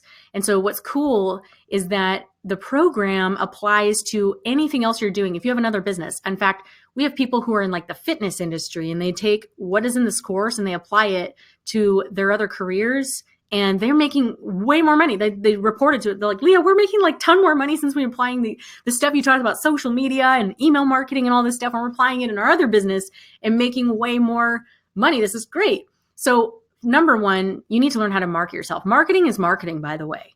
So, I mean, you could go to business school and learn this. In fact, they don't even teach some of this stuff in business school. This is the school of hard knocks, a lot of the stuff that came into this course. But second of all, you are in the music industry. And if you are an engineer, there's a lot of things you need to know that has changed to market yourself. I personally know engineers who have gone out of business because they wouldn't change with the times. They refused to be flexible. They didn't want to adapt to this whole internet marketing thing. And so they literally closed shop. So I don't want that happening to you. It's about being savvy. I think this would be awesome. Absolutely, I would recommend it to you, even if you're an industry professional. If you're a manager, like, your value is going to go up. You can charge more after going through this program because you're going to be that much smarter, savvier, and you can walk your clients through some of these things. So it's really cool. Other questions. Is there an option to make payments? So Daniel asked that. Daniel, we have a monthly option as well. So this is a membership where you're getting access to the course, you're getting access to monthly coaching and all this different stuff. So there is a monthly option. So if you click the button in the chat, that'll take you over there. You can choose which one is best for you. Alex said, once I get my micro niche website brand, logo, music, and all together, how do I take it to the next level? So Alex, once you're really like solid in that foundation. And I want you to get feedback from our community on that, because we can weigh in on that. And I would love to weigh in on that, like do a hot seat with you and make sure that you have it all together. Sometimes we have blind spots where we think we have it together and we're missing some things. So like sometimes our students, they definitely have their micro niche and they have their music together and all of that. But I go onto their website and I'm like, oh my goodness, your website is missing these key elements. Like that's why you're not making sales. And I can point these things out to them. So we're all work in progress, but once you've mastered that, you're going to want to go to the next level. And we have a next level. And there's another course called the Superfan System, and that's in a different tribe level. And you can definitely ascend there. But I never like putting people into advanced stuff when their artist identity infrastructure isn't solid, because the bottom line is that it won't work. Because in the tribe pro level, we're dealing with Facebook ads. We're getting into like heavy duty internet marketing, and that will not work. You will waste your money, and I don't want your money. I really don't. If you don't have this other stuff mastered, like it's important, it won't work for you. That's why I'm making almost $1,000 a day just in selling CDs and merchandise and t-shirts, is because I mastered my artist identity infrastructure. You have to have that down. So start with tribe, start at that level, and then move into the tribe pro level where you get the Superfan System and you get that whole automation thing going. Rosina said, do you have to make all your songs, do they have to all be copywritten? I think that's the question. Yeah, I mean, it's not going to hurt anything to copyright your songs. I think people are focused way too much on copyright. It's not as big of a deal as you think. Most people will never have a song stolen from them. To be honest, there's nothing new under the sun anyways. It's just everybody regurgitates something in a different way. We've all been influenced. So if you're really worried about that, you can do that through a number of, publishing sites. Personally, like if you just upload something to YouTube or, a digital distribution platform like CD Baby or TuneCore, there's a timestamp on there, a date and a time that you can't change when that went there. So if you had to go to court over something, you kind of have something solid anyways. But you know what? I'm not concerned about copyright as much as other people are. And there's definitely, you can cover your bases for however you feel you need to cover them from a legal perspective. Jen said, my Facebook page is dead, but my Instagram page is doing very well. I get hundreds of views on my videos, maybe 2 likes. What's going on? How should I promote on Facebook? Jen, I would recommend doing the 10,000 fans in 7 days. Instagram is okay, but I will tell you that 99.9% of my sales come from Facebook, not Instagram. Instagram is picking up steam, and I'm building myself there. It's really just a matter of preference, which platform you like, but also where are your fans? There's over 2 billion people on Facebook, not as many on Instagram, and different demographics on Instagram as well. So definitely build it there, but you need the 10,000 fans in 7 days course. That will breathe new life. It will resuscitate your dead Facebook page for sure in a matter of 7 days or less. So that's what I would recommend. And I constantly build my Facebook page, by the way. I don't care what the algorithms are doing. I don't care what changes have happened. I am always building my Facebook page. Jen said, are selling CDs still a good strategy? Less people are listening on CDs or have a CD player. I have a ton of CDs just in a box waiting to get sold. Well, Jen, I'm selling a lot of money worth of CDs every single day. So I would say, yeah. Some of it's going to depend on your genre and your demographic a little bit, but yes, they still sell like hotcakes. I also sell vinyl, cassette tapes are coming back. There's other physical stuff. People like wearing t-shirts. They will wear hats. They wear stickers, posters, a whole bunch of different things. So physical in general, like as I shared with the stats earlier in the webinar, it's like over 30% of overall music sales are still coming from physical merchandise. So absolutely, they still sell. And just look at any concert. If you go to a live concert, the bands are still selling CDs. I don't care if it's Lady Gaga or the biggest country star, or whatever. They still sell CDs at the merch booth. When they stop doing that, maybe think about changing it. But yeah. Jen said, is it a cool idea to promote 8 separate singles instead of a full album? No. Next, Joe said, do you think there are 50-something micro niches? Oh, yeah, there are probably thousands of micro niches, not 50, probably thousands, because within one genre, there's multiple subgenres. Within the subgenres, there's multiple niches. Within those niches, there's probably hundreds and hundreds of different micro niches. Just depends on the actual genre we're talking about. Dano, how can someone get started with no startup money? With inside the tribe, I actually have a bonus inside there called the Zero to Hero Starter Guide. And I will teach you how to build your music business from like without even having recorded music. But honestly, I don't believe this whole no startup money. I guarantee you, you have crap sitting in your closet and in your garage that you don't need that you could sell on Craigslist. That's what I did. When I needed education, when I needed to invest in myself to learn a new skill, I sold my crap, right? You've got like treadmills that you don't use. You've got like designer t-shirts and shoes and stuff you don't really need. And you can sell them on bidding wars. You can sell them on Craigslist, eBay, all of that. Like, be creative. You got to be resourceful. Like, honestly, the musicians who are not willing to be resourceful don't go anywhere. That's just how it is. If you're willing to be resourceful, then you will succeed because you're going to find a way. Ernest said, would I have to split the cost if someone else creates the music? I write lyrics also. Split what cost? Like split the revenue? If you, maybe, lyricist, it depends on the particular contract that you have. It depends on the agreement. Depends on the agreement if you're splitting the revenue or I don't know if you're talking about cost of the program or what. You'd have to get more specific. Heather says, is Facebook still relevant? I have the impression that it's dead lately. Oh my gosh, no. So reach has decreased for pages. That's the change to the algorithm. And I recently did a podcast episode and an article on this on the recent algorithm changes on Facebook and what it means for musicians. I'm actually really excited about these changes. Even though the reach has gone down, it's kind of annoying. I'm making more money than I was before because I know exactly what to do. Facebook is going to be more relevant than ever. And you can be sure that the younger demographics who in the past who I guess have abandoned Facebook or not even gone there in the beginning, Facebook is going to get them. Don't you worry. Facebook is going to find a way to get the younger crowd back on Facebook. So you just watch. Sam, how time sensitive is the online course? Can I go at my own pace? Yes. I'm sorry. I didn't even mention that. The online course is totally self-paced.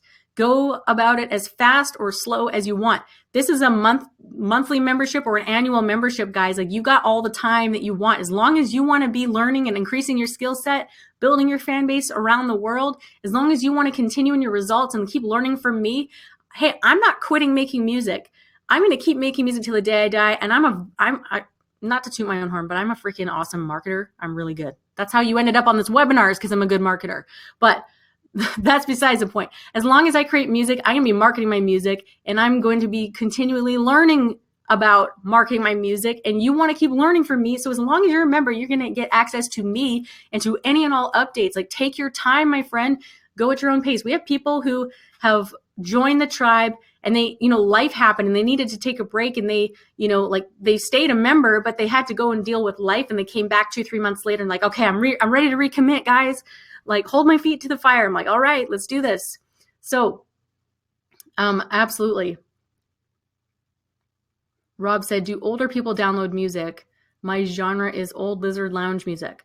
Can't say that I'm familiar with old lizard lounge music. That's a first to me. But do older people download music? Yeah, absolutely. I mean, it totally depends on the demographic and where they're living in the world and all that. But oh yeah, they definitely do. I would say my main demographic that buys from me is probably over 40, like between 40 and 60 are my top purchasers. And a lot of them buy my digital music. Nina asked, what do I have to do to get my song out there for a major artist to hear it and want to record it? Okay, so that's a totally different type of approach. If you want to be a songwriter, you're going to be in the publishing world. Listen, Nina, the best thing you could do to get someone's attention is to become an amazing marketer of your own music. So a lot of the popular bands out there, Taylor Swift and a lot of these artists, they get pitched songs all the time. But whose songs are they being pitched? It's other really well-known artists and songwriters like Justin Bieber and stuff like that. They write songs and will pitch it to other people, things like that. So listen, you got to learn how to market your own music first. I wouldn't recommend that you try to if you're like a nobody, no one's ever heard of you before, you have no following, no fan base, no nothing, and you try to pitch your songs to people, that's not going to work. Not in this new music industry. In this music industry, you got to make a name for yourself, and then you can do whatever you want after that. So build your fan base first, join the tribe, learn how to market, learn how to create music that people want, learn how to repeat that over and over again every year, and then try pitching your songs to other people. Eddie said, I'm working on several things these days and I want to fit this in. I play gigs, I run a recording studio as a producer, video business and photography, and business is up and down. Can I fit this in? Well, hey, Eddie, I answered that kind of a couple questions back where this is a go at your own pace system. So whatever you want to put in, I recommend that you try to get in like 2 or 3 little sessions, even if it's like 15 or 30 minutes. I recommend that you try to commit to this. Like I said, give it 6 months, go in with 2 feet. But hey, I understand the busyness of life. I have 5 kids. I homeschool them. I have Savvy Musician Academy. I have a husband. There's lots of stuff going on. Got kids going to classes and jujitsu and all this stuff. And it's like, for me, I'm working on my music business. I find a chunk of time on Saturdays where I usually spend 4 or 5 hours working on my music business. And then I kind of, monitor it for 10, 20 minutes every day after that. So that's, what? We just find time. It's like exercise, right? Like people are like, oh, I should exercise, but finding the time in. It's like we got to just commit to it from the get-go. But you can at least rest assured that it is a go at your own pace. You're not going to get behind on anything.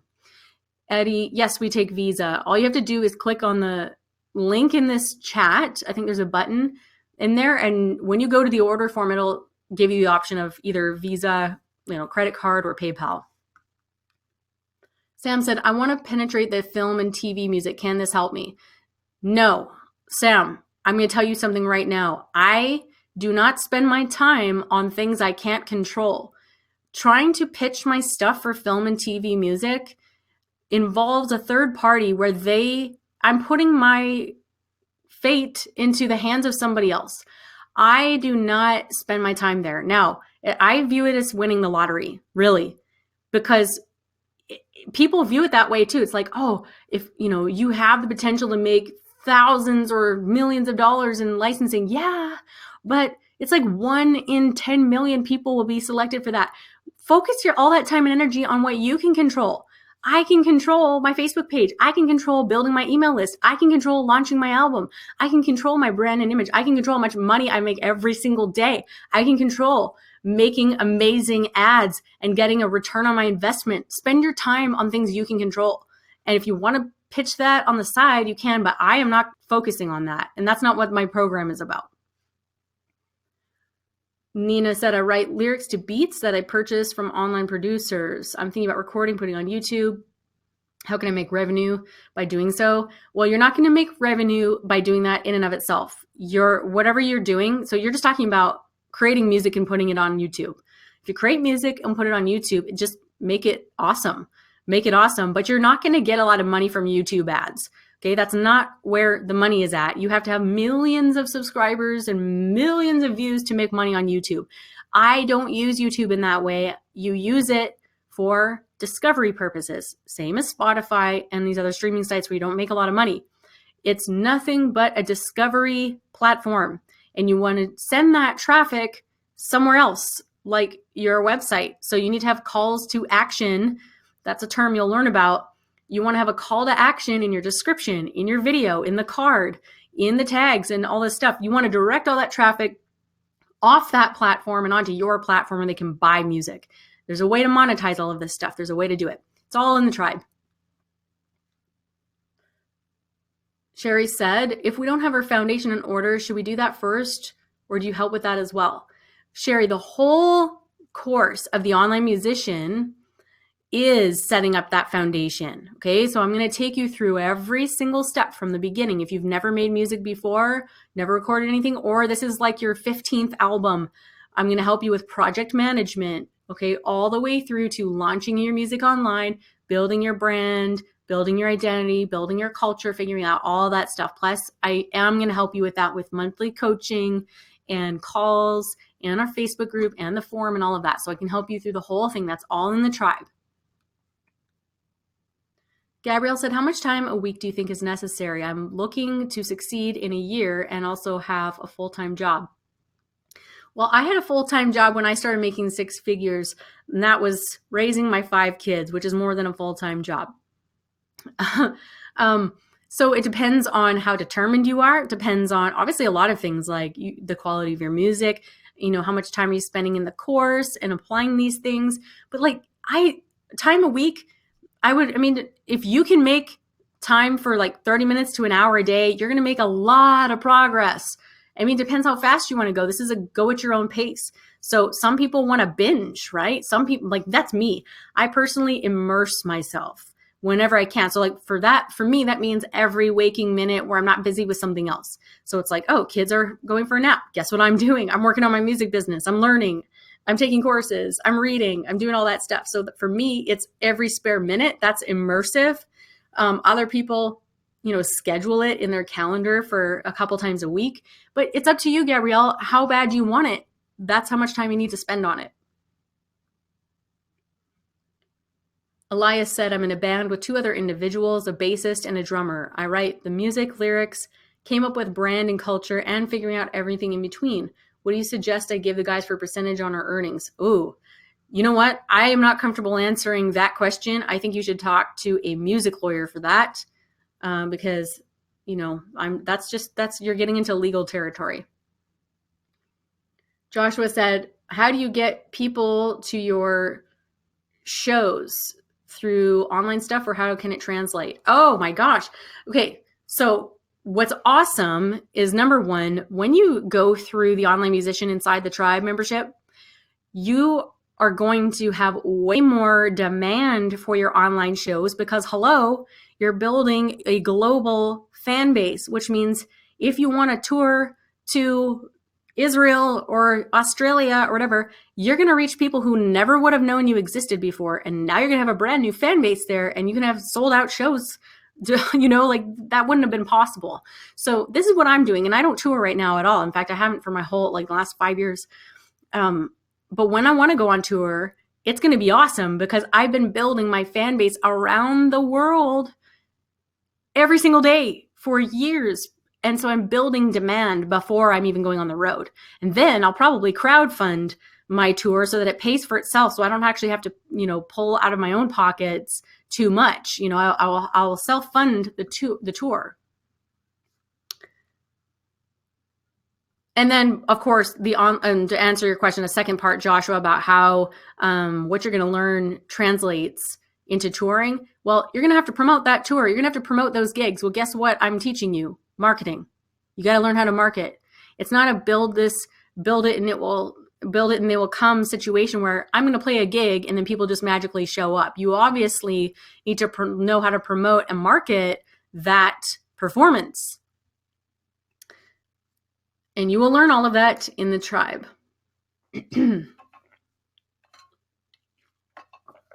Let's see, Ben had a question about the Facebook algorithm. I already answered that one.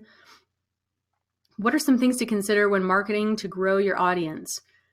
I'm thinking looking for fans of artists, movies, books, and video games, similar field. Absolutely, Josiah. When that's like audience research, and we call that learning about your fan avatar. Your fan avatar is, kind of like a fictional person, like your ideal fan and what they look like, what they're into, what are the things they read. Like it's a bunch of research. I survey my fans regularly, a good couple of times a year. I do a big, long, epic survey where I find out like, hey, tell me about you. I want to get to know you better. What book are you reading right now? And what game do you play? And so when you build up a fan base, that's really a great way to kind of just hack the research process. But when you don't yet have a fan base, the best thing is, first of all, they're going to be similar to you. But second of all, we have a research process There's some cool tools that I have that show you inside the tribe about how to research that, but also studying other bands and their fan culture and things that are similar to yours. But of course, you got to know your micro niche, or else you're not going to know other bands to research and all of that. So all of that stuff is in the course though, and you're on the right path. So it sounds like you will really be successful if you figure that out. Someone said, what do you think of publishing on demand? I don't know what that is, publishing on demand. Are you talking about like printing CDs on demand? Are you talking about, I don't know what the publishing on demand is. Crystal said, I'm an internationally established artist ready to sell directly to fans. Should I start here or go pro? You're an internationally established artist. I would say you need to start at the foundational level. Trust me. I have talked to like music veterans who have been around the block for 40 years. They've been doing music their entire life. They go through the tribe and they come out the other side with so many epiphanies that they're like, I never thought of that. I never realized that about myself and my music and my fan culture. But you could go through it quickly and realize, okay, I got so much out of that, but now I want to go advanced. I want to get advanced. So in that case, you're just going to send our staff an email and they'll get you into the pro side. But I recommend everybody starts with the foundational level, with tribe, the basic level there, and go through it. There's nothing basic about it though. When you go through there, you're going to realize there's a ton that maybe you didn't consider. Maybe there's some things that you missed or you can improve. And, yeah, there's a lot there. So start there and then talk to our staff if you have any questions about, ascending to the next level.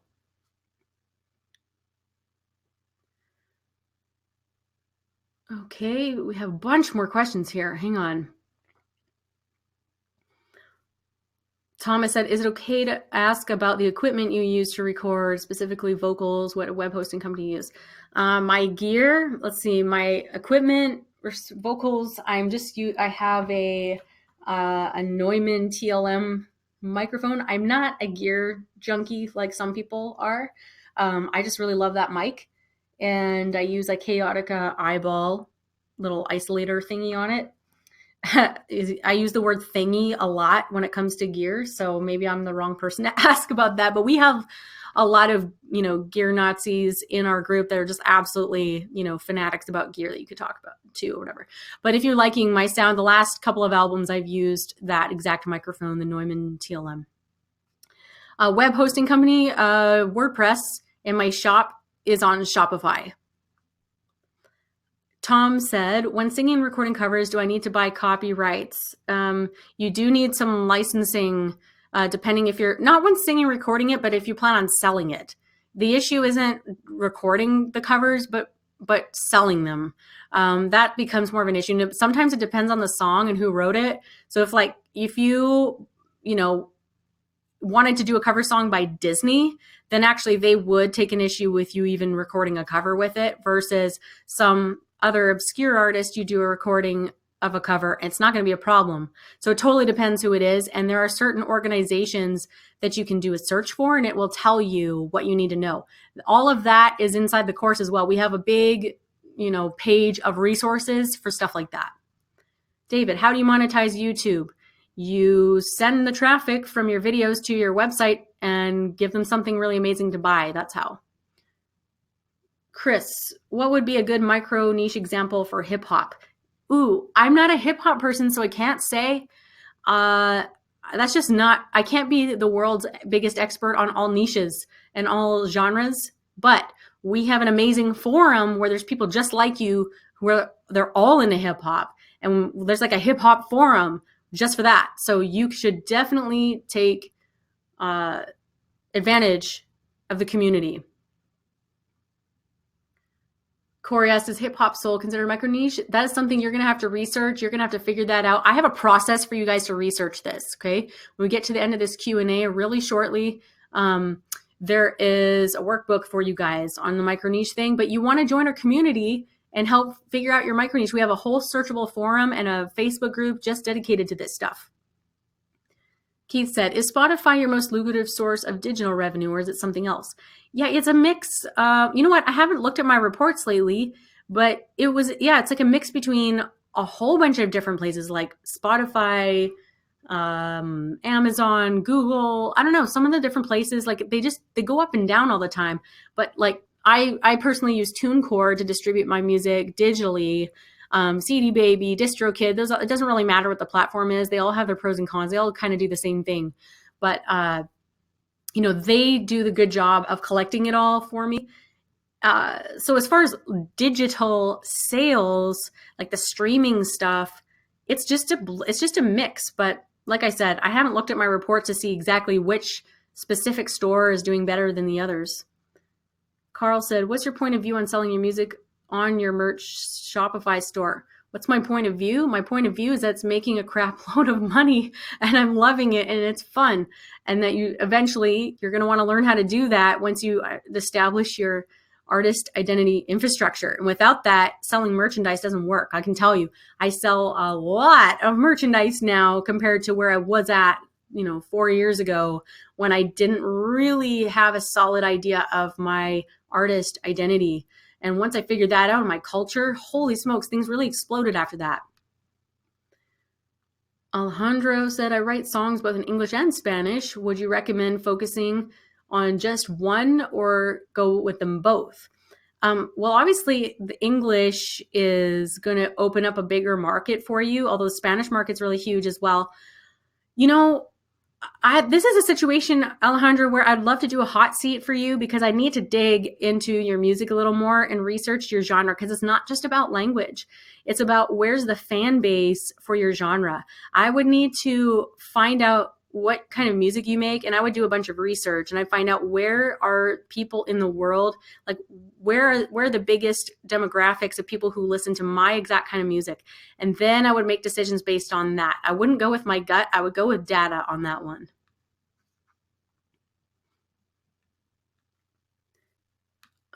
Corey, is hip hop soul considered a micro niche? I don't know, Corey. I'm not an expert on the hip hop genre, but we have a forum and a community for that, and we can definitely help you figure it out. And we also have like a process, like a special survey and stuff you can send your fans to figure it out. Dylan said, is there still a market for instrumental music, or is it best to team up with a lyricist? Well, there's a huge market for instrumental music. Absolutely. If you go on Spotify and type in instrumental, they have like giant playlists of instrumental music. YouTube is filled with instrumental playlists. Like some music is like, they'll have like one track that's like 3 hours long, because people will like put that on as almost like their background music. Absolutely, they're still instrumental.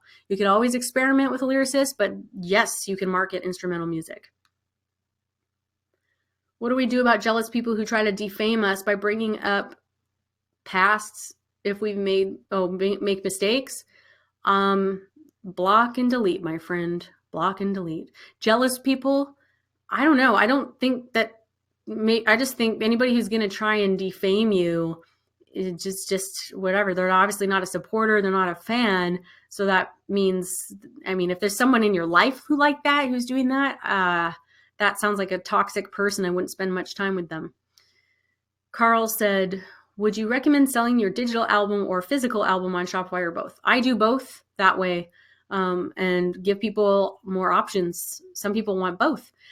For me, like when I buy an ebook, for example, I'll buy the physical copy, I'll buy the ebook, or like the Kindle version, and I'll buy the audiobook version, because I often am like, I'm on different platforms. One day I'm on my phone and I want to listen to it. Well, I listen to audiobooks in the car or when I'm in the shower or something.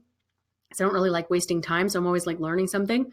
And then at nighttime, I want to pick up where I left off. And so I'll grab my physical book. And I think people will consume music in a similar way. Sometimes they're in the mood for something physical. They want to hold something in their hand. Other times they're on the go and they just want to find that song so they can show their friend really fast. People actually like the option of having different modalities. James said, how did you choose your niche? Did you always know what it was, or did you choose it consciously over other musical niches? Well, I knew I was kind of in the symphonic rock genre in that way, but I listened to my fans. I surveyed my fans. I asked my fans. I listened to them. And when they heard things that I didn't, I paid attention to it and then kind of steered my music a little bit more in a clear, concise direction so that it would just be a little more defined Took me originally like 2 years to figure out my micro niche. Does not need to take you that long. I can help you within like a few days or maybe a week or two tops, through the process that we have in the tribe, in the online musician course, and in the groups. Jack says, does the yearly membership expire after a year? Yes, unless you want to renew it. It says, what if one year was not enough to go through it all? Then you can continue. You can absolutely continue after that. That's why it's a membership. It's an annual membership or a monthly membership. But you just take your time, my friend. If you want to go through it, there's going to be changes. I'm going to be updating it. At some point, I will probably redo the whole thing and just make it fresh and new. And as long as you're a member, you get access to it all. Tim said, do you create your own webpage? No, I mean, no, I'm not a coder or like a web designer. Everything I'm using is like some kind of a theme or something. And there's lots of different options that you have for creating a nice website. Carrie said, what if I feel like I have more than one style? Well, yeah, we get that question a lot, and I understand because I'm an artist and I like to be outside the box as well. You're going to have to pick one, and I would, we have a process for that. That's part of figuring out your whole genre. Is you're going to find out, you're going to get feedback from friends, family, and fans, which style is, the most marketable, which one gets the best feedback, which one has the most potential, which one is the most lucrative. Like there's some simple things you can figure out to go, okay, you know what? Yes, I can do these other things. Yes, I'm good at singing or playing multiple styles, but you got to focus on one to really get it off the ground, Annabelle said, do you sell directly through the Facebook shop? Well, Facebook doesn't have a shop, but they do link to certain other shops, like outside shops. If you go on my Facebook page, which is it's just facebook.com/Leah the Music, you'll see certain shop like merch items there, and that's just connected to Shopify. Facebook and Shopify are good friends. There's also good friends with like WooCommerce, which is a WordPress plugin. They have some other integrations. So all of that stuff we dive into, in the Q&As and the hot seats as well. We've got lots of really amazing past recorded stuff you're going to want to go through. What is the beginning basic cost of placing ads?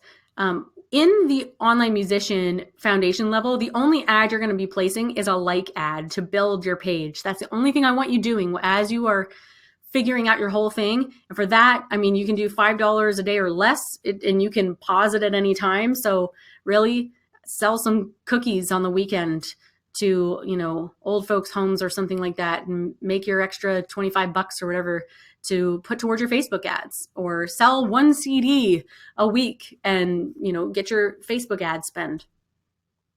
Daniel said, do you think your program will help me in Portugal? Yes. You know what, Daniel? This is going to help you worldwide. We have students in the Netherlands, Australia, all over the world. And it doesn't matter because this is all about building a global fan base. It's not particular to any country. So it's all about the effort you put in and where you want to build your fan base. For me, I want to build it all over the world. I don't want to limit myself to just my country. So absolutely. Merritt said, will you license to movies if you're approached with an offer? Maybe. It has to be a good offer, though. Josie said, how do we find out what our super fans like to target them? I walk you through the whole thing, especially in the 10,000 fans in 7 days course, which you get for free with the annual membership. I will show you exactly how to target them. But there's a ton of research, and there's some specific surveys I give you inside the course so you can figure out your fans, your fan avatar. That's all in there.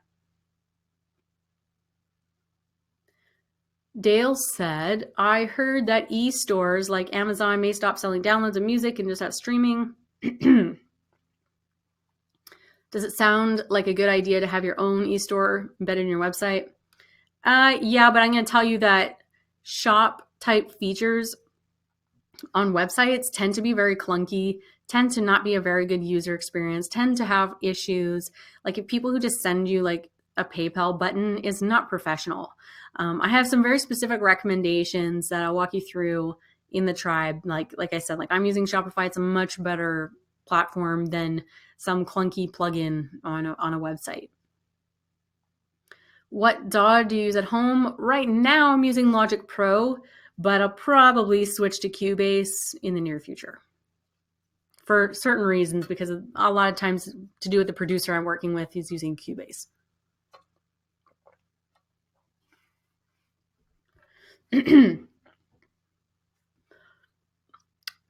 Rachel or Rochelle said, what about advertising and automating your fan base? You offer the super fan system in this offer as well.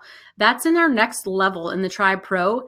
And you definitely want to go through the Tribe first and go through the online musician. Make sure you've got that foundation in place. You feel really confident about it, because again, when you upgrade and you go through the super fan system, it's going to require, basically at that point, you're spending money every day on building your automated fan base. And you want to make sure that all those components are in place, because you want to make that money back and as quickly as possible. So like for me, all the advertising I do is free. I don't pay out of pocket because it liquidates itself. I'm making money the same day.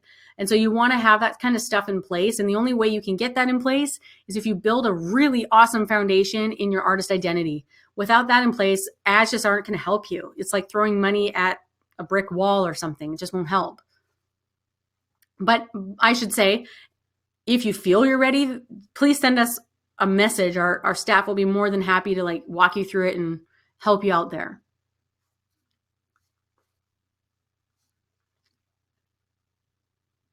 How does MP3 usage work into sales? I don't understand the question. MP3, how do you sell MP3s? How do you sell digital music?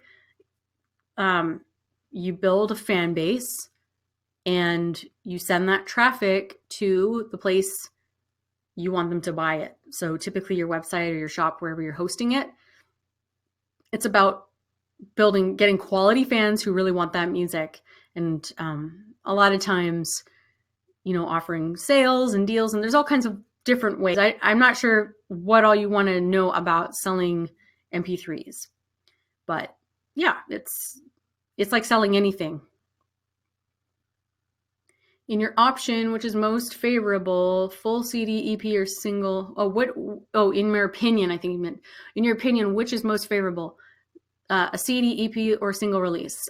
Full CD, full albums always sell better than an EP and always sell better than a single. They just do.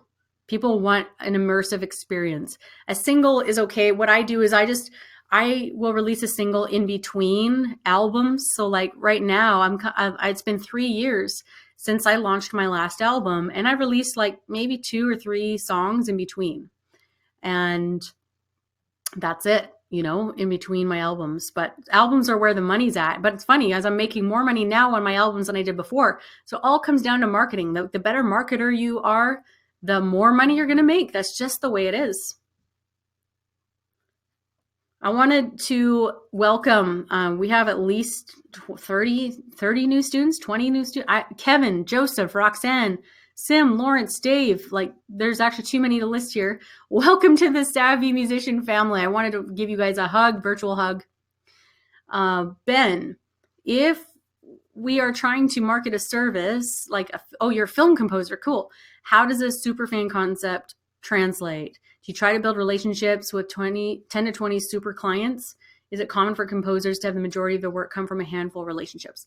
Well, first of all, Ben, if you're a film composer, you should be building a fan base. Yeah, you want to build relationships with other clients. I get that, because my producer, he's a film composer as well. He does that as well. But you want to establish yourself as you almost want to give yourself like a micro celebrity status, even though you're behind the screen, even though you're kind of behind the scenes guy that doesn't get a lot of the attention.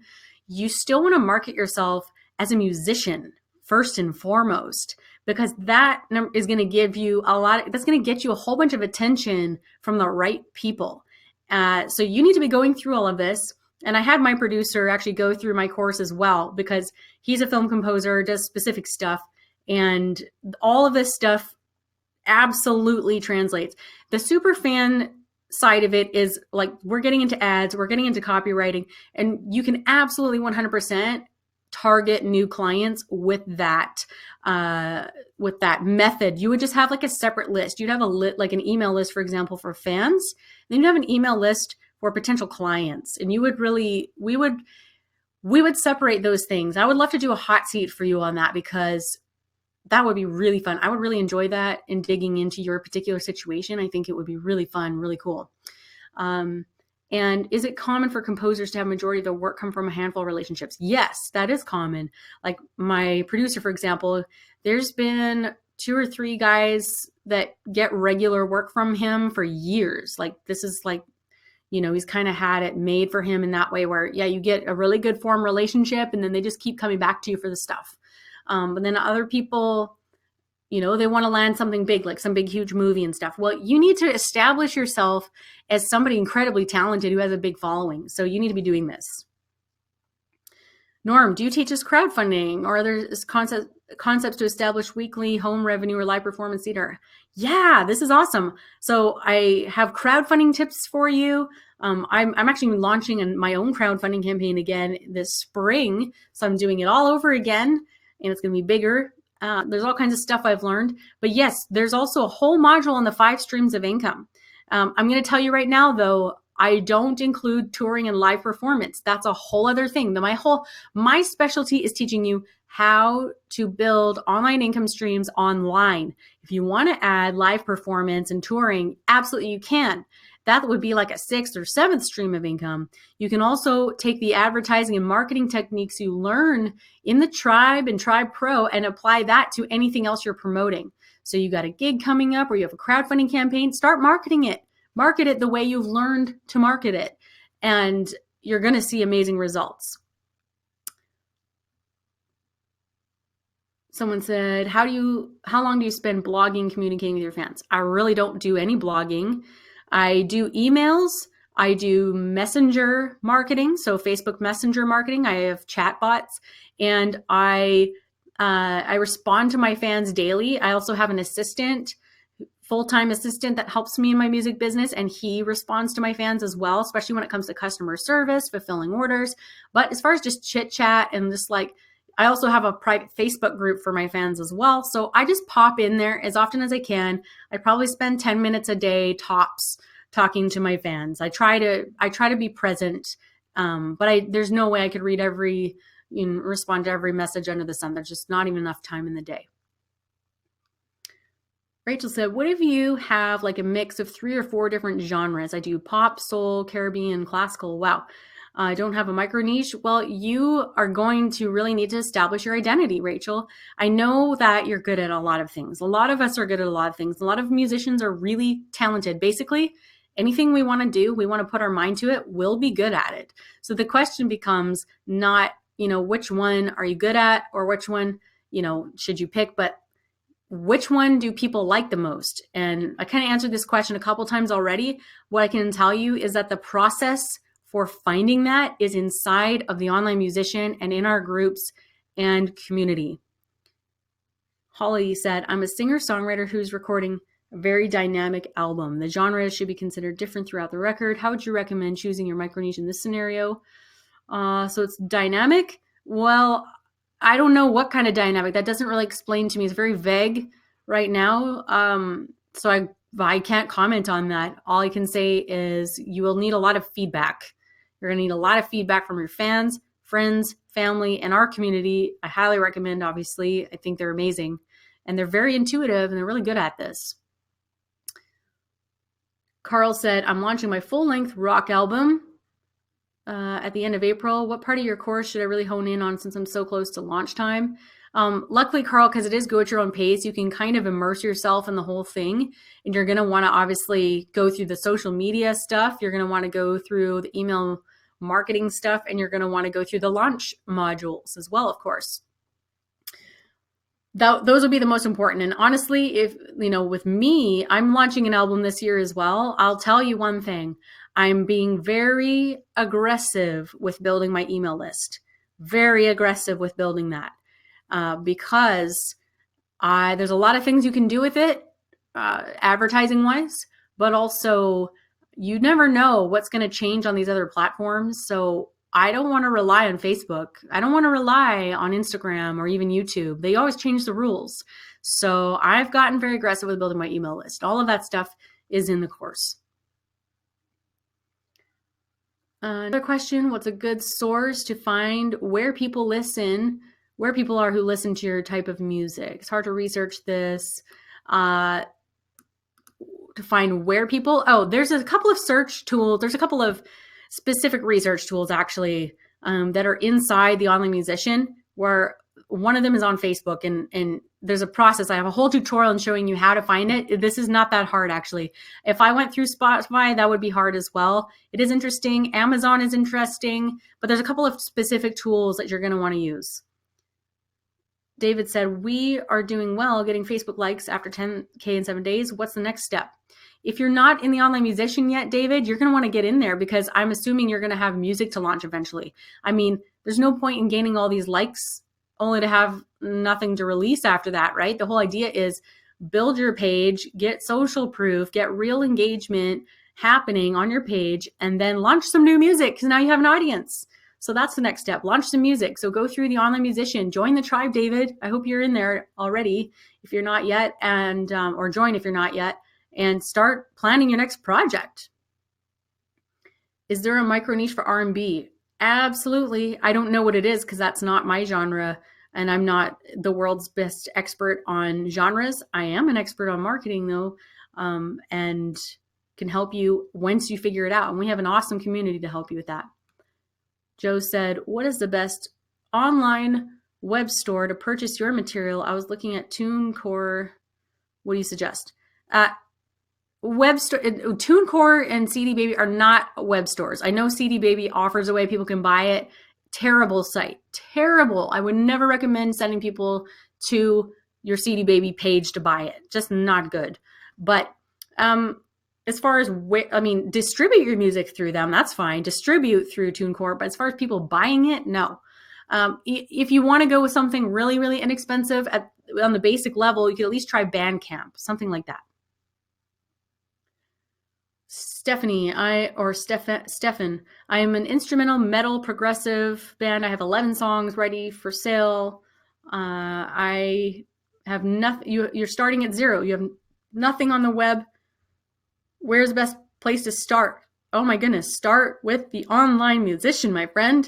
This is the place to start. This is the place to build your music business. Start to finish. And whether you've been doing this for 40 years or you got nothing even finished recorded yet, that is where you begin. Jen said, if I want to focus on just my rock genre, since that is my main one I want to focus on, is it a bad idea to collaborate with other genres a lot and promote these songs? Will my fans be confused with my genre if I do that? Would you have turned down different genre artists? No, you can kind of cross promote that way. It's not a bad idea. Just if you do it too often, like, you can throw your fans off. Just be careful with that, especially if you're like working hard to really get it off the ground. There's some artists that can definitely get away with it. It's something different and they know it's different. But if you have barely even established yourself, then it just looks like you have ADD, musical ADD, because a lot of us do have that. But yeah, I would be careful with it.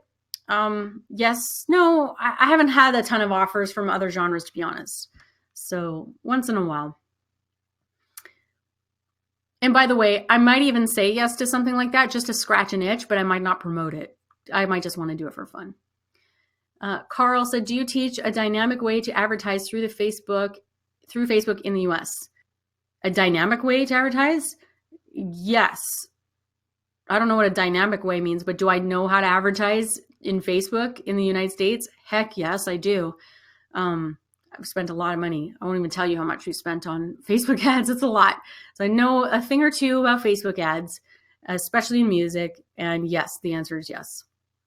By the way, you guys, if you want to get those special little crash course workbook on finding your micro niche, click on the link, go to the page there, select an option. It's over on the order form at the very bottom of the page. There is a download at the very bottom. You have to scroll to the very bottom. That's where you're going to find your download. Thanks for everybody who has stayed on this long, by the way. Okay, guys, a couple more questions because we have already gone over our time here. 2 more questions. How far in advance do you announce your album's release date? Do you do it before you even create the album? No, I never do that because albums are never ready on time. They will never ever be ready on the day we say they're going to be ready. So no, I wouldn't announce it until maybe a month or two out. And that is if everything is in place. Like the CDs, like I have the boxes at my house already, everything's there. And I've got, basically people are always in a rush to launch, and I'm giving myself more and more runway. Like I've actually delayed my album launch by like almost a year already now because I wanted to do it right. And so I never rush these things. So no, I wouldn't release anything too far out. Heather, what's your opinion of offering services on Fiverr? Is that part of your selling expertise? You can. That is in a module called the 5 streams of income. 5 streams of income. One of the streams is, of course, offering services and your expertise for either as a service or whatever it is. Absolutely, that can be part of your income streams. And I encourage you to be creative. I give you a whole list of things to think about and ways to monetize that. So yes. Last question here. Do you get into advice for taxes and setting up your business once the success starts?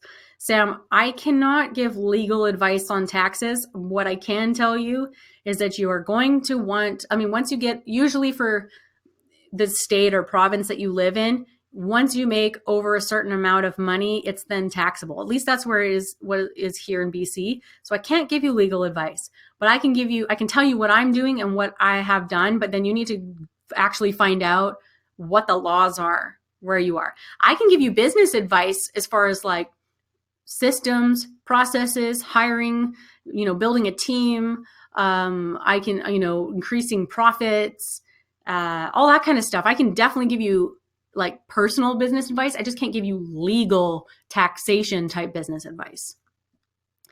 Whoa, guys, that is a lot of information. That was a lot of rapid fire questions. Wow. Guys, if you want the attendee bonus, it's on the bottom of this page. There's a link at the very top.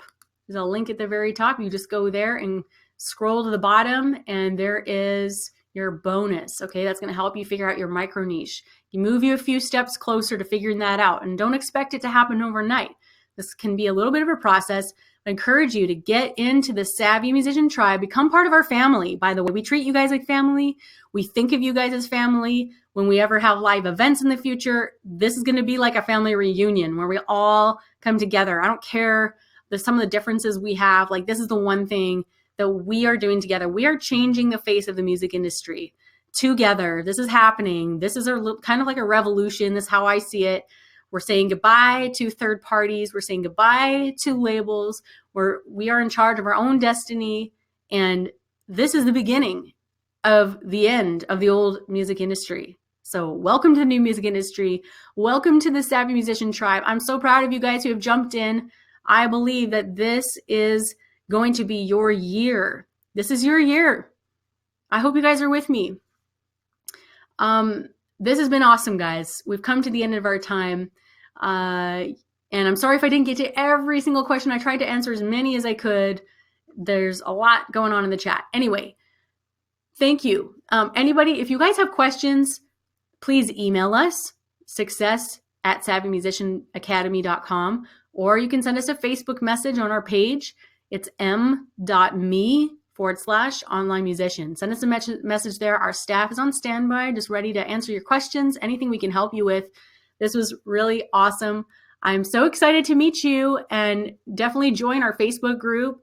It's going to be amazing. I can't wait to see your results this year. Thank you so much for joining me, and we will talk soon.